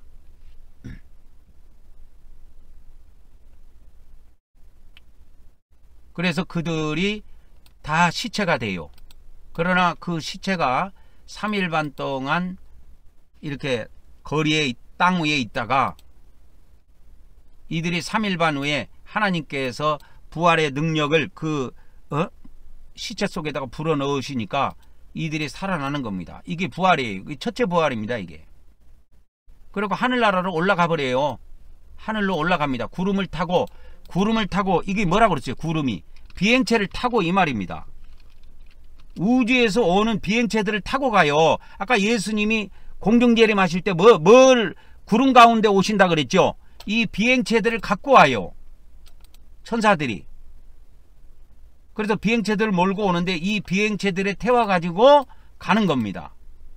이 구름이라고 하는 것은 우리가 비가 내리는 뭉게구름을 이야기하는 것이 아니에요. 하늘의 비행체입니다. 천국에 수많은 비행체가 존재한대요. 그리고 우리가 천국에 가서 나중에 상급을 받을 때 우리가 이게 집만, 하나님으로부터 집만 이렇게 건물만 상급으로 받는 것이 아니고 이런 비행체 같은 거, 천국을 여행해야 될 거 아니요. 천국을 여행할 수 있는 이 비행체들, 이게 자가용이래. 자가용. 천국의 자가용인데 지구상에서 우리가 자가용을 가지고 어디로 이동해서 여행을 하듯이 하나님께서는 천국의 백성들에게 여행할 수 있도록 이 건물도 주시지만, 집도 주시지만 천국의 집만 주시는 것이 아니고 이 비행체들도 다 선물로 주신대요, 상급으로. 그래서 이 비행체들을 타고 천국의 우주를 여행하면서 구경한다는 거예요. 천국의 우주는 끝없이 여행해도 그거를 다 여행을 못한대요. 그 정도로 무궁무진하게 넓다는 거예요. 우리가 이 지구상에 살지만 이 지구상에 살면서 지구상 여행을 다 못 해보고 죽지 않아요. 그래서 이 14만 4천 명의 종들은 비행체를 타고 하나님의 보좌가 있는 하늘로 올라가 버립니다. 여기서 구름을 타고 간다는 것은 아까 예수님이 아까 뭡니까? 마태복음 24장 29절에 보면 인자가 구름을 타고 오신다 그랬죠. 이렇게 구름을 타고 오신다 그랬잖아요. 이 구름이 바로 그 구름입니다. 구름들. 그래서 이 구름들이 단수가 아니고 복수예요.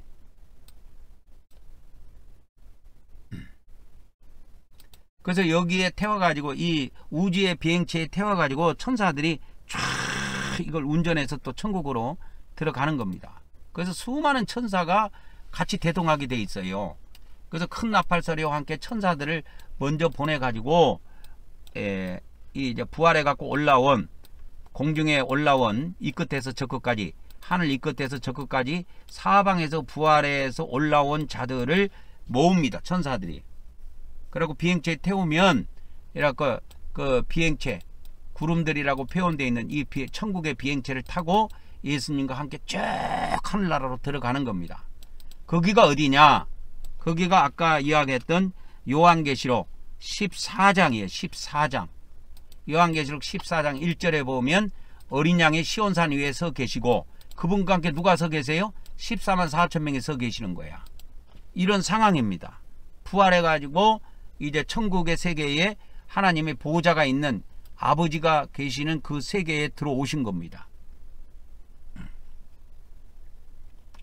그들이 이렇게 이제 14만 4천 명의 종들이 부활해가지고 예수님과 함께 휴거돼서 하늘나라 들어와가지고 하나님 앞에, 보호자 앞에서 하나님께 찬양을 올리는 겁니다.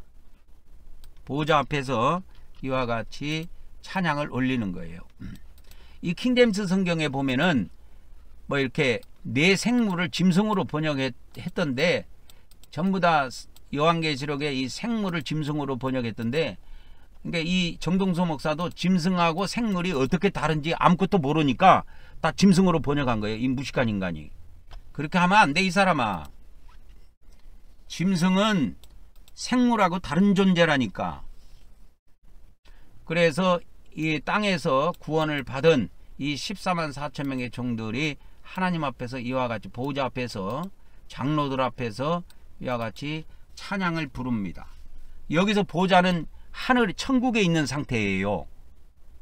천국에 있는 상태입니다. 그러나 계시록 7장 계시록 7장 9절 계시록 7장 9절부터 보면은 능히 셀 수 없는 큰 무리가 있는데, 이들도 보면은 이들도 하나님의 보호자 앞에서, 그들의 종려나무를 가지고 하나님의 보호자 앞에서, 또 어린 양 앞에서 이렇게 서가지고 찬양을 드립니다. 구원하심이 보호자에 앉으신 우리 하나님과 어린 양에게 있사옵니다. 이렇게 찬양을 드려. 이때 보호자는 땅에 이미 내려온 상태예요. 이 비밀을 모르면 역을 못 풉니다. 그걸 모르기 때문에 자꾸 기독교에서는 이 능히 셀 수 없는 무리도 휴거돼 가지고 구원받았다고 자꾸 이야기하는 거예요. 왜 그런지 아십니까? 이들이 어디 앞에서 지금 찬양을 올립니까? 보호자 앞에서 올리니까, 아, 보호자는 천국에 있지, 이렇게 생각하는 거야. 아니야, 천년왕국 때는 내려와. 천년왕국 때는 내려온다니까. 그래서 계시록 21장 2절에 보면 이 하나님께로부터 거룩한 성새 예루살렘이 하늘에서부터 이 땅으로 내려와요. 땅으로 내려온다니까. 그래서 이걸 하나님의 성막이라고 그래, 성막. 그래서 이것이 천년왕국에 있는, 여기서 성막이, 하나님의 성막이 사람들과 함께 있다. 이 사람이라는 건 천년왕국 백성들이에요. 그분의 백성들인데, 천년왕국 백성들인데 하나님 백성들이에요. 그래서 이 천년왕국 때 백성들은 하나님의 성막을 보고 경배를 올려요. 그래서 각 가정에서 예배하는 거예요. 각 가정에서 경배 올리는 거예요. 그래서 교회가 없대요. 지금 신약시대와 같은 이런 목사제도나 교회제도가 없대요. 천년왕국 때는. 완전히 새 세상으로 바뀌는 겁니다. 그래서 가정중심에 하나님께 경배하고, 가장이 자식들을 교육시키고, 그래서 학교도 없대요. 천년왕국 때는. 자기 아버지가 자손들을 교육을 시키는 거예요. 성경 말씀을 가지고. 지금은 뭐요? 목사가 다른 가족들을 모아놓고 자기 교인이라고 하고 교육을 시키잖아. 그러면서 막 엉뚱한 짓도 하고 말이야. 물질도 강요하는 막 이상한 폐단들들 벌어지는데, 성경 가지고 자기 아들을 자기 아버지가 가르치면서 그런 일이 벌어지겠습니까? 성폭행이나 이런 일들이 벌어지겠냐고. 뭐 자기 아들 돈을 뺏기 위해서 뭐 아버지가 욕심을 낸다든지 그런 일이 벌어지겠습니까? 천년왕국에, 그러니까 천년왕국에는 아예 그런 일이 벌어지지를 않는 겁니다, 여러분. 그래서 지금 교회 시대에 나타났던 이 교회의 폐단점이 천년왕국 때는 일절 사라져 버린대요.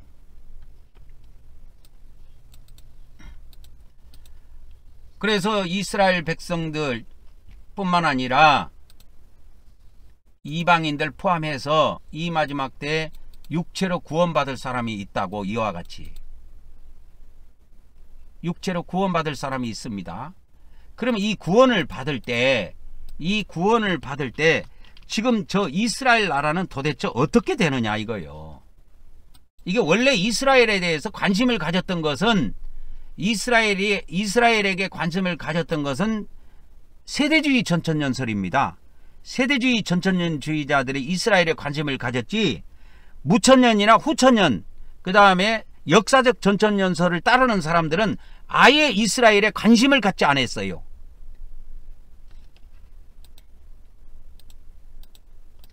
그래서 여기에 보면 이제 이스라엘에 대해서, 여기서 이스라엘이라는 건 육적 이스라엘을 말합니다. 육적 이스라엘에 관심을 가진 것은 세대주의예요. 세대주의 전천년설입니다.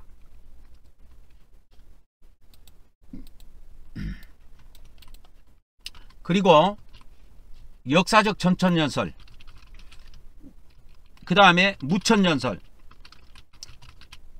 후천년설은 모두 반이스라엘적이에요. 반이스라엘적이다. 근데 친이스라엘적인 자들이 누구냐? 세대주의예요. 세대주의만 이런 사상을 갖고 있어요. 그리고 역사적 전천년설, 이런 사람은 반이스라엘적이에요. 반유대적이에요. 친유대적. 그러니까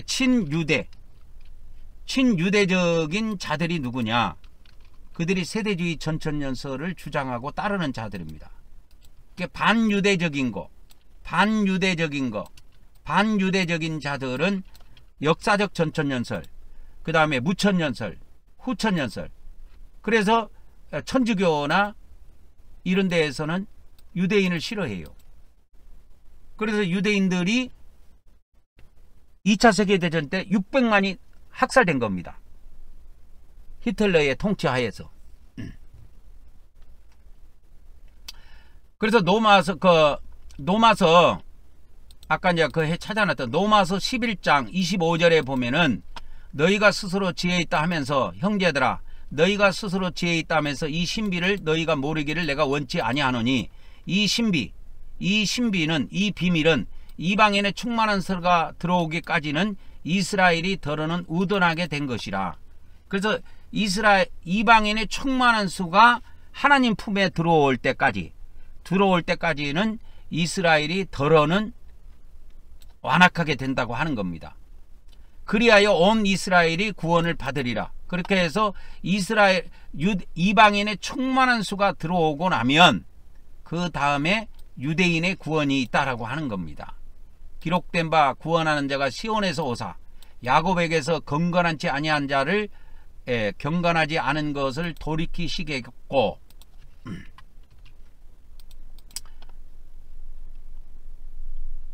내가 그들의 죄를 없이 할 때에 그들에게 이루어질 내 언약이 이것이라 한가 같으니라. 그래서 이때 새 언약이 이루어지는 겁니다. 그래서 새 언약은 지금도 새 언약이라고 하고 신약시대라고 하는데, 새 언약은 이와 같이 천년왕국 전에 이스라엘 백성들에게 실제로 이루어져요. 새 언약입니다. 새 언약. 그래서 새 언약은 신약 성경 때 완전 부분 성취가 되고,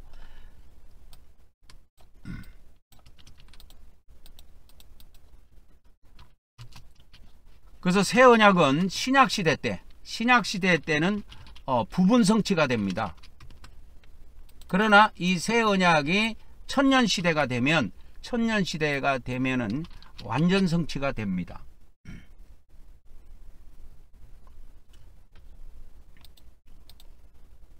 그래서 새 언약에 대한 내용이 히브리서 8장 8장에 보면은 이 내용이 나오는데요. 8장에 보면 나옵니다. 히브리서 8장. 그래서 그 첫 언약이 무효하였더라면 둘째 것을 요구할 일이 없었으려니와 그들의 잘못을 지적하여 말씀하시되 주께서 이르시되 볼지어다 날이 이르리니 내가 이스라엘 집과 유다 집과 더불어 새 언약을 맺으리라. 주께서 이르시기를 이 언약은 내가 그들의 열조의 손을 잡고 애굽 땅에서 인도하여 내던 날에 그들과 맺은 언약과 같지 아니하도다. 그들은 내 언약 안에 머물러 있지 아니하므로 내가 그들을 돌보지 아니하였노라. 또 주께서 이르시되 그날 후에 내가 이스라엘 집과 맺을 언약은 이것이니 해갖고 새 언약을 맺는 겁니다. 그래서 이스라엘 백성들을 애굽에서 인도할 때 출애굽 때 인도해낼 때 하나님께서 이스라엘과 맺은 언약은 율법 언약이고 이런 언약인데 그 언약 말고 이스라엘 집과 새 언약으로 이루어진 언약이 있다라는 거예요. 이 새 언약이 무슨 뜻이냐? 내 법을 그들의 생각에 두고 그들의 마음에 이것을 기록하리라. 그렇게 되면 나는 그들에게 하나님이 되고 그들은 내게 백성이 되리라. 그래서 각각 자기 나라 사람들과 각각 자기 형제를 가르쳐 이르기를 주를 알라 하지 아니할 것은 그들이 작은 자부터 큰 자까지 다 나를 알미라. 그래서 천년왕국 때는 이 일이 성취가 돼요. 천년시대 때. 천년시대 때 이것이 완전 성취가 된다니까. 지금은 부분 성취가 됐지요. 근데 이제 천년왕국 때 히브리서 8장 11절에 작은 자부터 큰 자까지 다 하나님을 알고 있기 때문에 이때 이러한 것이 신약시대에는 새 언약이 부분 성취가 된다면 천년시대에는 이 새 언약이 완전 성취가 되는 겁니다. 이와 같이.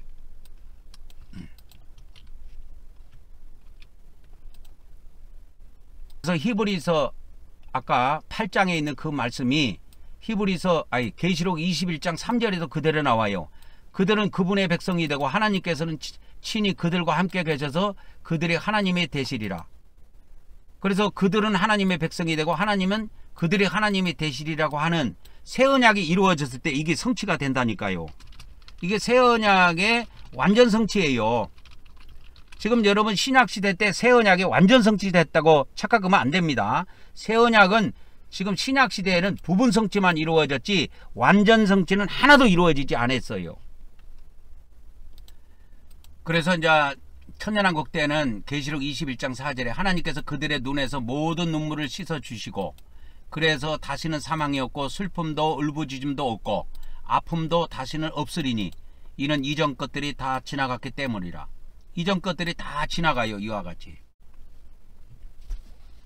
그래서 이사야서 65장에서는 새하늘 새 땅 시대에는 이전 것들이 다 지나간다.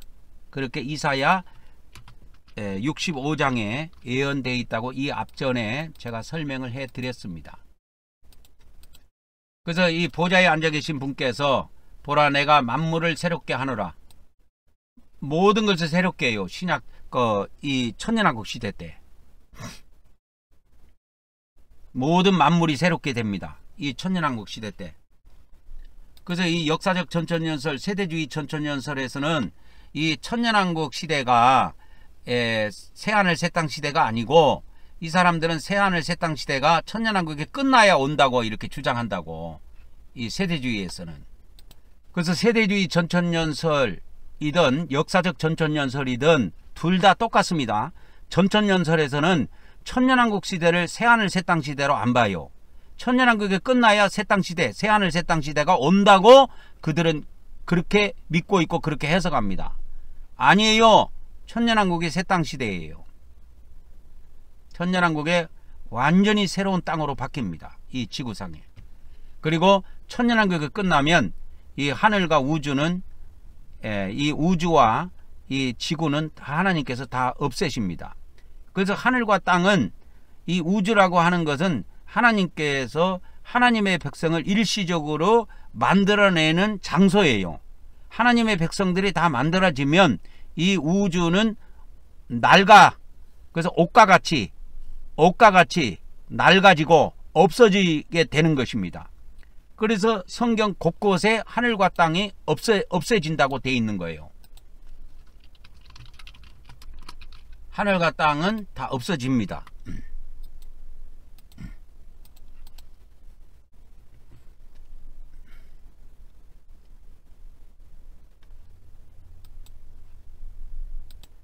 그래서 성경 곳곳에 예수님은 하늘과 땅이 없어진다고 말씀을 많이 하셨어요. 마태복음 5장 18절, 그 다음에 마태복음 24장 35절, 하늘과 땅이 없어지겠으나 내 말은 없어지지 아니하리라, 이렇게 말씀하신 겁니다.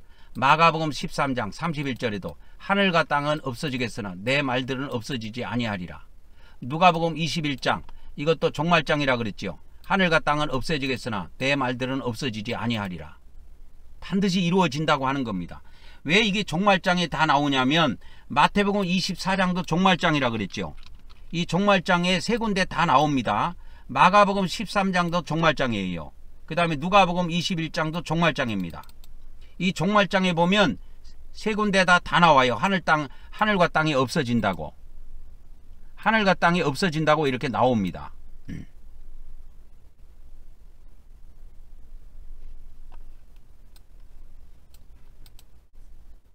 그래서 이 마지막 때에 이 새하늘 천년왕국 다음에는 이 지구상에, 우주에는 아무것도 없습니다. 다 사라져요.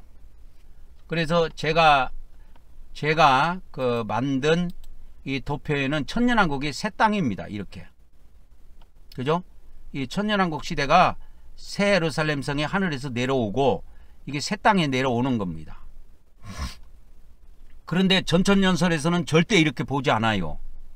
전천연설에서는 세대주의 전천연설이든 또 역사적 전천연설이든 전천연설에서는 천년왕국이 있고 새 땅의 시대가 따로 있다고 자꾸 해석합니다. 따로 없습니다. 요한계시록 21장에 나오는 새하늘 새 땅은 그게 바로 천년왕국이에요. 그건 초대교회 때부터 교부들이 잘못 해석한 게 내려왔기 때문에 그런 겁니다. 그렇게 해석하면 안 돼요.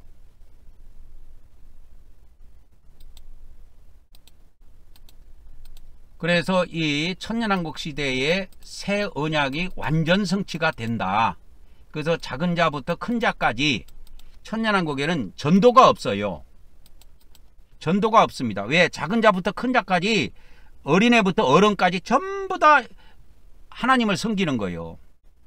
다 경배하고.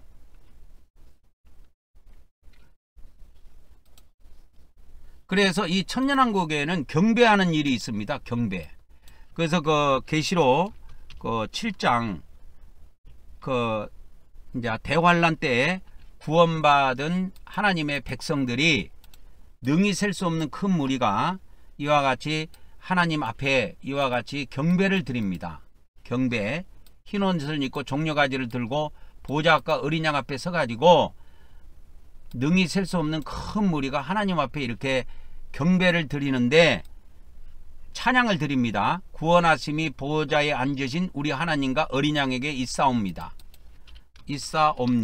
있도다 이렇게 막말하면 안 되고 하나님께 있사옵니다. 이렇게 찬양을 올릴 때 이때 보좌는 어디에 있는 보좌냐? 이게 계시록 21장 2절에 이 새 예루살렘 성, 하나님의 보좌가 있는 이 새 예루살렘 성이 이 땅에 내려온 거예요. 이 땅에 내려온 상태입니다. 지금 이 계시록 7장 9절부터 시작은. 그래서 이들이 구원을 이미 받은 상태에서 하나님의 구원하심이, 우리가 이렇게 구원받은 것은 보좌에 앉으신 우리 하나님과 어린 양 때문입니다. 이것을 찬양을 올리는 거예요. 이때 천사들이 아멘 하면서 하나님께 경배를 올려요. 엎드려 가지고 전부 다. 천사들이 엎드려서 하나님께 경배하면서 아멘 하는 일이 있다고.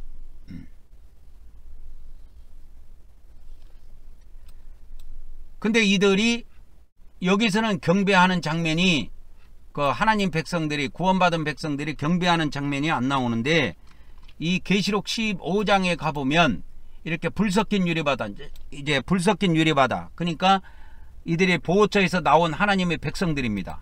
이제 유리바다가 됐다라는 건 이 지구상 바다가 새 땅이 됐다는 겁니다. 그래서 옛날 바다는 없어졌어요. 이제 유리바다로 바뀌어버렸습니다. 근데 불이 섞여 있는 상태예요. 그래서 새 창조의 그 끝자락에 이들이 보호처에서 나와가지고 이제 하나님 앞에 이제 영광을 돌리게 됩니다. 이때 하나님 앞에 찬양을 드리는데 모세의 노래와 어린 양의 노래를 드리는 거예요. 이 모세의 노래가 아까 출애굽기 14장에 이스라엘 백성들이 홍해를 건너지요. 그리고 15장 다음 장 15장에서 이 모세의 노래를 부르는 겁니다. 모세의 노래가 출애굽기 15장에 있어요. 그래서 보호처에서 나온 하나님의 백성들이 모세의 노래와 어린 양의 노래를 부르는 내용이 계시록 15장에 나온다 그랬죠. 계시록 15장에 이렇게 나옵니다. 근데 그 모세의 노래는 여기에 나온 것이 아니고 출애굽기 15장에 나와요. 모세의 노래는 출애굽기 15장에 나옵니다. 그 출애굽기 그래서 15장의 내용을 이렇게 쭉 살펴보면 처음에 하나님에 대한 하나님이 구원하신 거에 대해서 이렇게 찬양을 올립니다. 노래를 이렇게 올려요. 하나님의 이스라엘을 대적들로부터 능력으로 구원하신 거에 대해서 하나님께 이렇게 찬양을 드리고, 또 하나님의 심판에 대해서 애굽의 교만을 꺾으시고 홍해에서 심판하신 그 내용을 이렇게 찬양으로 올립니다. 그리고 또 하나님의 백성들을 인도하셔 가지고 이렇게 이끄신 거에 대해서 이렇게 찬양을 올립니다. 그리고 또 하나님의 통치하심, 여호와는 영원히 다스리시는 왕이다고 하는 그러한 내용으로 찬양을 올립니다. 그리고 남자 여자 가릴 것 없이 모든 사람들이 이렇게 찬양을 올리는데, 이 출애굽기 15장에 보면 1절부터 그 21절까지 이와 같이 깁니다. 출애굽기 25장이 27절로 끝나는데 그 1절부터 21절까지 이와 같이 꽤 긴 내용이 그 모세의 노래로 꽉 차 있습니다. 이거를 모세의 노래라고 불러요, 그냥 기독교에서. 그러니까 계시록 15장에서는 그 보호처에서 나온 백성들이 이 땅이 이미 새 땅이 돼 갖고 유리바다가 돼 있는 상태에서 이와 같이 하나님께 찬양을 올리는 것입니다. 그래서 계시록 15장 3절에 보면 그들이 어린 양의 노래를 불러 이르되 해가지고 여기에 보면 나오죠. 주 하나님 전능하신 이시여 하시는 일이 크시고 놀라우십니다. 만국의 왕이시여 주님의 길이 의롭고 참되십니다. 참되시도다 이렇게 하면 안 되고 참되십니다 이렇게 하면 돼요. 주님이시여 누가 주님의 이름을 두려워하지 아니하며 영화롭게 아니하오리까? 오직 주님만 거룩하십니다. 주님의 의로우신 일이 나타났음에 만국이 와서 주님께 경배할 것입니다. 이 경배할 것입니다. 그래서 이 경배하다는 내용이 여기에 나와요. 경배하다라는 내용이 여기에 나옵니다. 그래서 이제 어린 양의 노래는 이와 같이 계시록 13장 5절에서 4절까지 간단하게 이렇게 나옵니다. 근데 그 모세의 노래 출애굽기 15장은 꽤 길어요. 내용이 1절에서 21절까지 그렇게 많은 양을 다 차지하고 있습니다. 그래서 어린 양의 노래는 계시록 이와 같이 15장 3절 4절에 이렇게 되어 있는데 간단하게 이렇게 되어 있습니다. 그래서 주 하나님 해갖고 이렇게 쭉 이야기하는데 4절에 보면은 이와 같이 만국이 와서 주께 경배할 것입니다. 그래서 경배를 이야기합니다. 경배. 만국이라는 건 모든 민족이 와갖고 주님을 경배한다고 하는 내용입니다. 모든 민족이 와서 모든 민족들이 와서 주 앞에 경배하리이다 그런 뜻입니다. 그래서 천년왕국에는 하나님께 이렇게 엎드려 경배합니다. 실제로. 그래서 지금 신약시대에 하나님 백성들은 하나님께 경배도 안하고 엎드려 경배도 안하고 그냥 장의자에 앉아갖고 다리 꼬고 하나님께 예배한다고 하는데 그건 다 맞아 죽을 짓입니다. 그렇게 하면 안 돼요. 하나님은 의로우신 분이고 거룩하신 분이고 완전하신 분이기 때문에 우리를 창조하신 분이에요. 그래서 우리가 그분께 온전히 엎드려서 이렇게 경배를 해야 합니다. 그래서 천년왕국 시대에는 하나님께 뭐가 있다? 경배를 드린다 이 말이에요. 엎드려서 경배합니다. 실제로. 그래서 마태복음 24장에는 그래서 하나님의 백성들은 보초로 도망가서 살고 그 다음에 하나님의 종들은 이와 같이 14만 4천 명의 종들은 뭐예요? 하나님의 14만 4천 명의 종들은 이렇게 휴거되어 구원을 받고 해서 구원의 종류가 달라요. 마태복음 24장에 두 종류의 구원입니다. 두 종류의 구원을 이제 정리해 드리도록 하겠습니다. 그래서 마태복음 뭐요? 마태복음 24장 16절에는 산으로 도망하라 이게요. 산으로 도망가서 구원받는 자들이 있어요. 이건 보호처에 들어가는 겁니다. 보호처에 들어가서 구원받는 백성들을 이야기하는 거예요. 하나님 백성들. 그리고 하나님의 종들은 마태복음 24장 30절 31절에 보니까 이들은 하늘로 휴거되어 그죠? 부활해 가지고 하늘로 휴거되어 구원받는 하나님의 종들이 있다 이 말이에요. 그래서 이 종들은 14만 4천 명 이렇게 보면 됩니다. 그래서 두 종류의 구원이 있다. 마태복음 24장에도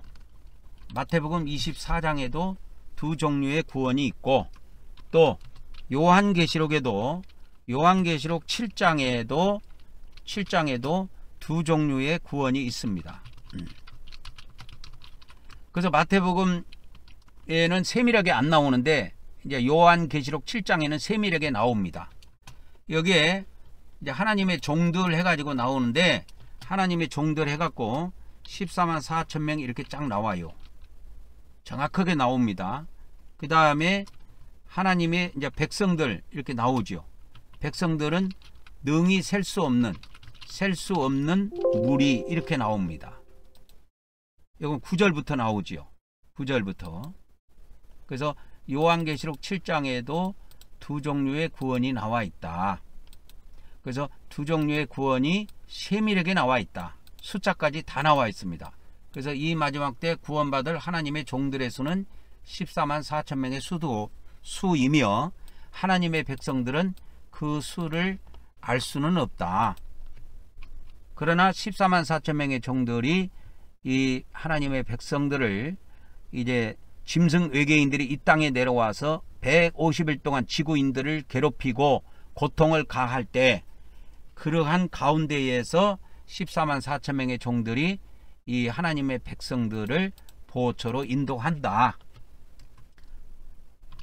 그래서 보호처로 인도할 때는 짐승 외계인들이 지구에 이미 나타난 상태다. 이런 상태가 약 150일 동안의 대환란이 지속이 된다. 이 상황에서 구원하는 겁니다. 이렇게 힘들고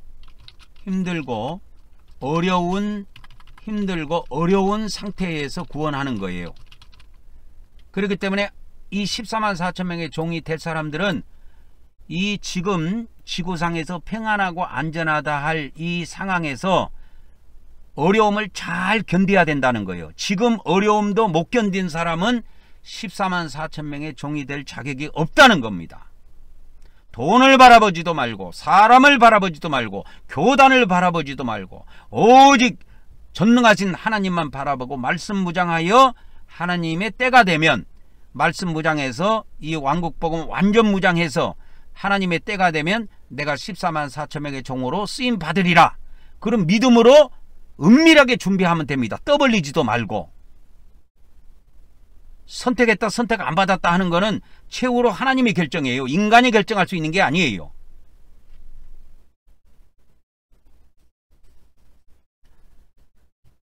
그래서 이거를 잘 준비를 하셔야 됩니다. 그리고 계시록 12장에 가도 이 구원받은 두 종류의 사람이 나와요. 구원받은 이 두 종류의 사람이 계시록 12장에도 나오는데, 계시록 12장에는 어떻게 나오느냐, 여기에는 사내 아이로 이렇게 표현해 놨어요. 이 사내 아이는 하나님의 종들입니다. 14만 4천 명이에요. 그리고 여자가 나옵니다. 여자, 이게 한 여자예요. 그리고 한 아들이고, 다 하나로 표현해 놨습니다. 이 하나로 표현해 놨는데 하나는 하나가 아니다. 하나는 하나가 아닙니다. 하나는 하나가 아니고 하나의 의미는 전체를 대표하는 의미를 갖고 있다. 그래서 계시록 12장, 계시록 12장에 보면은 한 아이가 나오는데, 이 아이가 나와요. 한 아이가 나옵니다. 한 아이가 나오는데, 이 아이가 뭐냐, 한 아이가 누구냐 하면 이 땅에 앞으로 이 아이는 뭐냐면 철장으로 모든 민족을 다스릴 자예요. 이게 왕이 될 사람이란 말이요. 그래서 왕이 될 사람인데 계시록 12장 5절에는 왕이 될 사람이라고 이렇게 해석을 줬습니다. 그러면 계시록 7장에서 이 마지막 때 왕이 될 사람이 누구냐 했을 때 그거는 14만 4천 명으로 등장을 한다 이 말이에요. 그리고 한 여자가 나오는데, 이제 계시록 12장 이제 6절입니다. 6절부터 보면 한 여자가 어떻게 해서 구원을 받느냐, 광야로 도망가서 구원받아요. 그래서 하나님께서 예비하신 한 처소가 있습니다.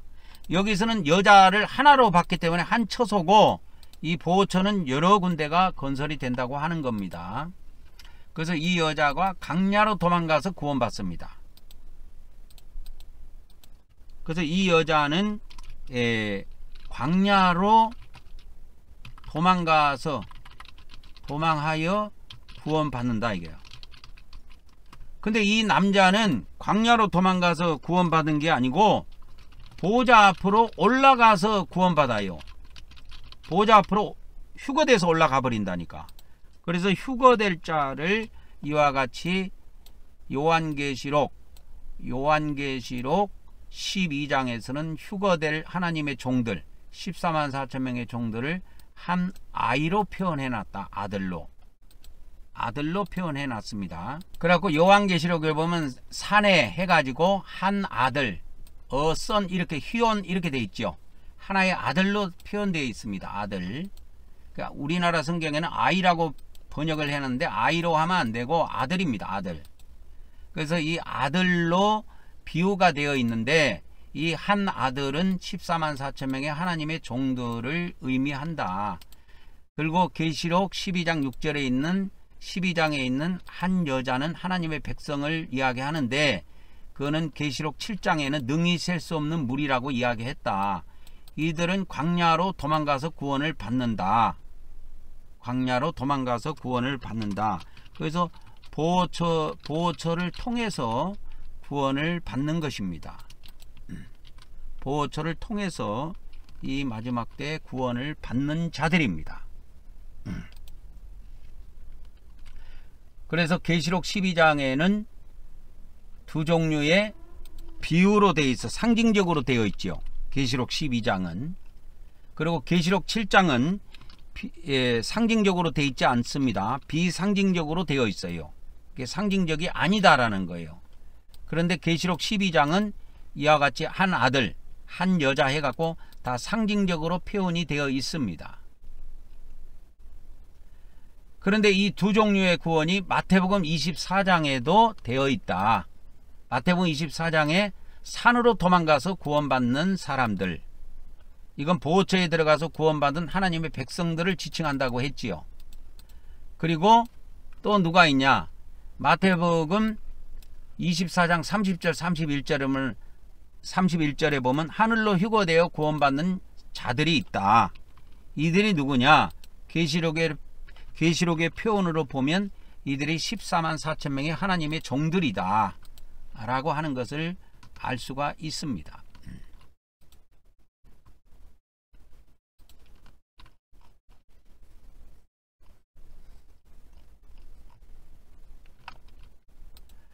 그래서 계시록 21장에 보면 두 종류의 사람이 나옵니다.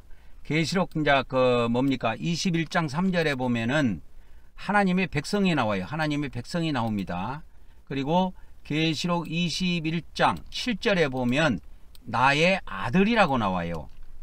그러니까 나는 그의 하나님이 되고 그는 나의 아들이 되리라 그래갖고 하나님의 아들이 나오고, 또 하나님이 그들은 그분의 백성이 되고 하나님은 그들의 하나님이 되고 해가지고 이 하나님의 백성이 나옵니다. 백성의 신분이 있고 아들의 신분이 있어요. 이 동일한 사람이 아니에요. 다른 사람입니다. 그래서 이 아들은 누구냐? 이 아들은 누구냐면 아까 14만 4천 명의 하나님의 종들입니다. 이 종들은 뭐냐면 부활한 자들이에요. 부활한 자들이며 이들이 왕들입니다. 그리고 어린 양의 신부들이에요.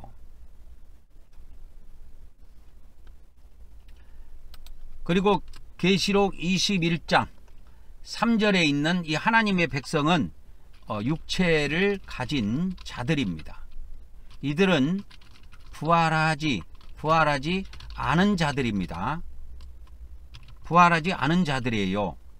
이들은 천년 동안 이 새 땅에서 생육 번성할 자들입니다.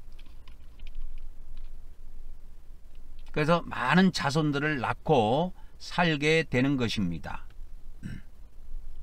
그래서 이 요한계시록 21장에서는 두 신분의 두 종류의 사람이 등장해 있는데, 이건 천년왕국 때 이미 구원받아서 이 천년의 영광을 누리는 사람들이에요.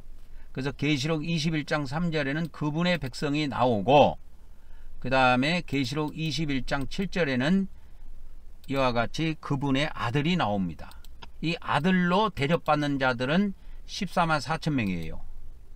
그리고 그 아들의 아내들, 그 신부들이라고 합니다.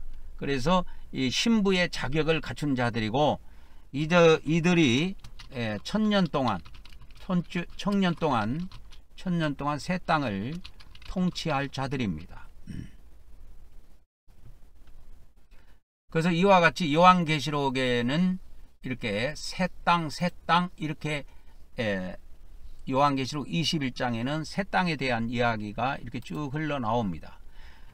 그리고 이 하나님의 아들의 자격을, 신분을 갖게 된 사람들은 이들은 생명나무 과일을 먹는 권세를 갖게 됩니다. 이들은. 그러나 이 백성들은 생명나무 과일을 먹을 수 있는 권세가 없어요. 없습니다. 권세가 없어요. 이들은 권세가 없고, 이 하나님의 종들이라고 하는 14만 4천 명의 종들은 생명나무 과일을 먹을 수 있는 권세를 갖게 됩니다. 그 내용은 계시록 22장에 등장합니다. 계시록 22장에 보면 하나님과 그 어린 양의 보좌가 나옵니다. 하나님과 어린 양의 보좌가 나오는데, 그 보좌로부터 이렇게 생명수가 흘러나오게 됩니다. 그래서 그 강 좌우에 이렇게 생명나무가 있습니다. 근데 강 좌우에만 있는 것이 아니고 다수필산에 보면은 그 도성, 새 예루살렘 도성의 한 가운데와 강 양쪽에 생명나무가 있는 걸로 되어 있어요. 근데 이제 이게 소수필사본, 기독교 성경에는 강 좌우에만 생명나무가 있는 걸로 되어 있습니다. 근데 이 다수필사본인 킹제임스 성경에는 그 새 예루살렘 그 도성의 한 가운데와 또 강의 양쪽에, 강 양쪽에 좌우에 이 말이죠, 생명나무가 있는 걸로 되어 있습니다. 그리고 이 잎사귀는 민족들을 치유하게 해서 있습니다. 이 민족들이라는 것은 이 백성들을 이야기해요. 백성들을 이야기하는데, 그래서 이 생명나무의 잎사귀들은 생명나무 잎사귀들은 민족들의 치유 목적으로 사용됩니다.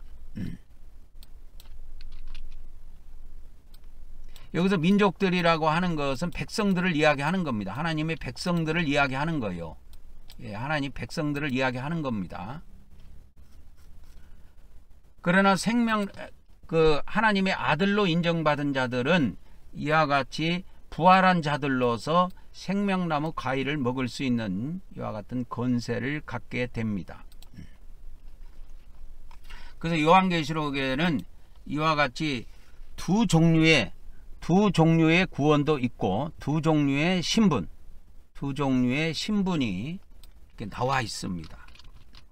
그 비밀을 잘 이해하셔야 이 마태복음 24장에 두 종류의 구원이 있다 그랬죠. 휴거된 사람이 있고 또 산으로 도망가서 구원받는 사람이 있고 하는데, 왜 이렇게 위치가 다르느냐, 구원받는 장소가 다르냐 하면은 신분이 다르기 때문에 그런 것입니다. 그래서 이걸 정리를 하면 하나님의 하나님의 종들의 구원은, 제가 그래서 땅에서 하늘로 쭉 수직으로 솟지요. 그래서 수직구원이라고 이렇게 붙입니다. 이것을 횡이냐 종이냐 했을 때는 종적 구원이라는 말로 우리가 부를 수가 있어요. 근데 이제 하나님의 백성들은 또 다릅니다. 하나님의 백성들은 땅에서 땅으로 이동해요. 그래서 수평 구원이라 그래요. 그걸 옆에서 옆으로 이동한다. 그래서 횡에서 횡으로 이동한다 해서 횡적 구원이라는 말을 제가 쓰기도 합니다. 그래서 이 요한계시록에는 두 종류의 구원이 있고 두 종류의 신분이 있다. 그래서 우리 기독교에서는 만인 제사장설 이렇게 이야기하는데 그게 틀립니다. 만인 제사장 제사장설을 이 개신교에서 주장하는데, 이렇게 천년왕국에 가보면 다 분리가 되어 있어요. 지금도 종과 백성이 분리가 되어 있죠. 그런 것처럼 천년왕국 때는 신분이 엄격하게 구분되어 있습니다, 여러분.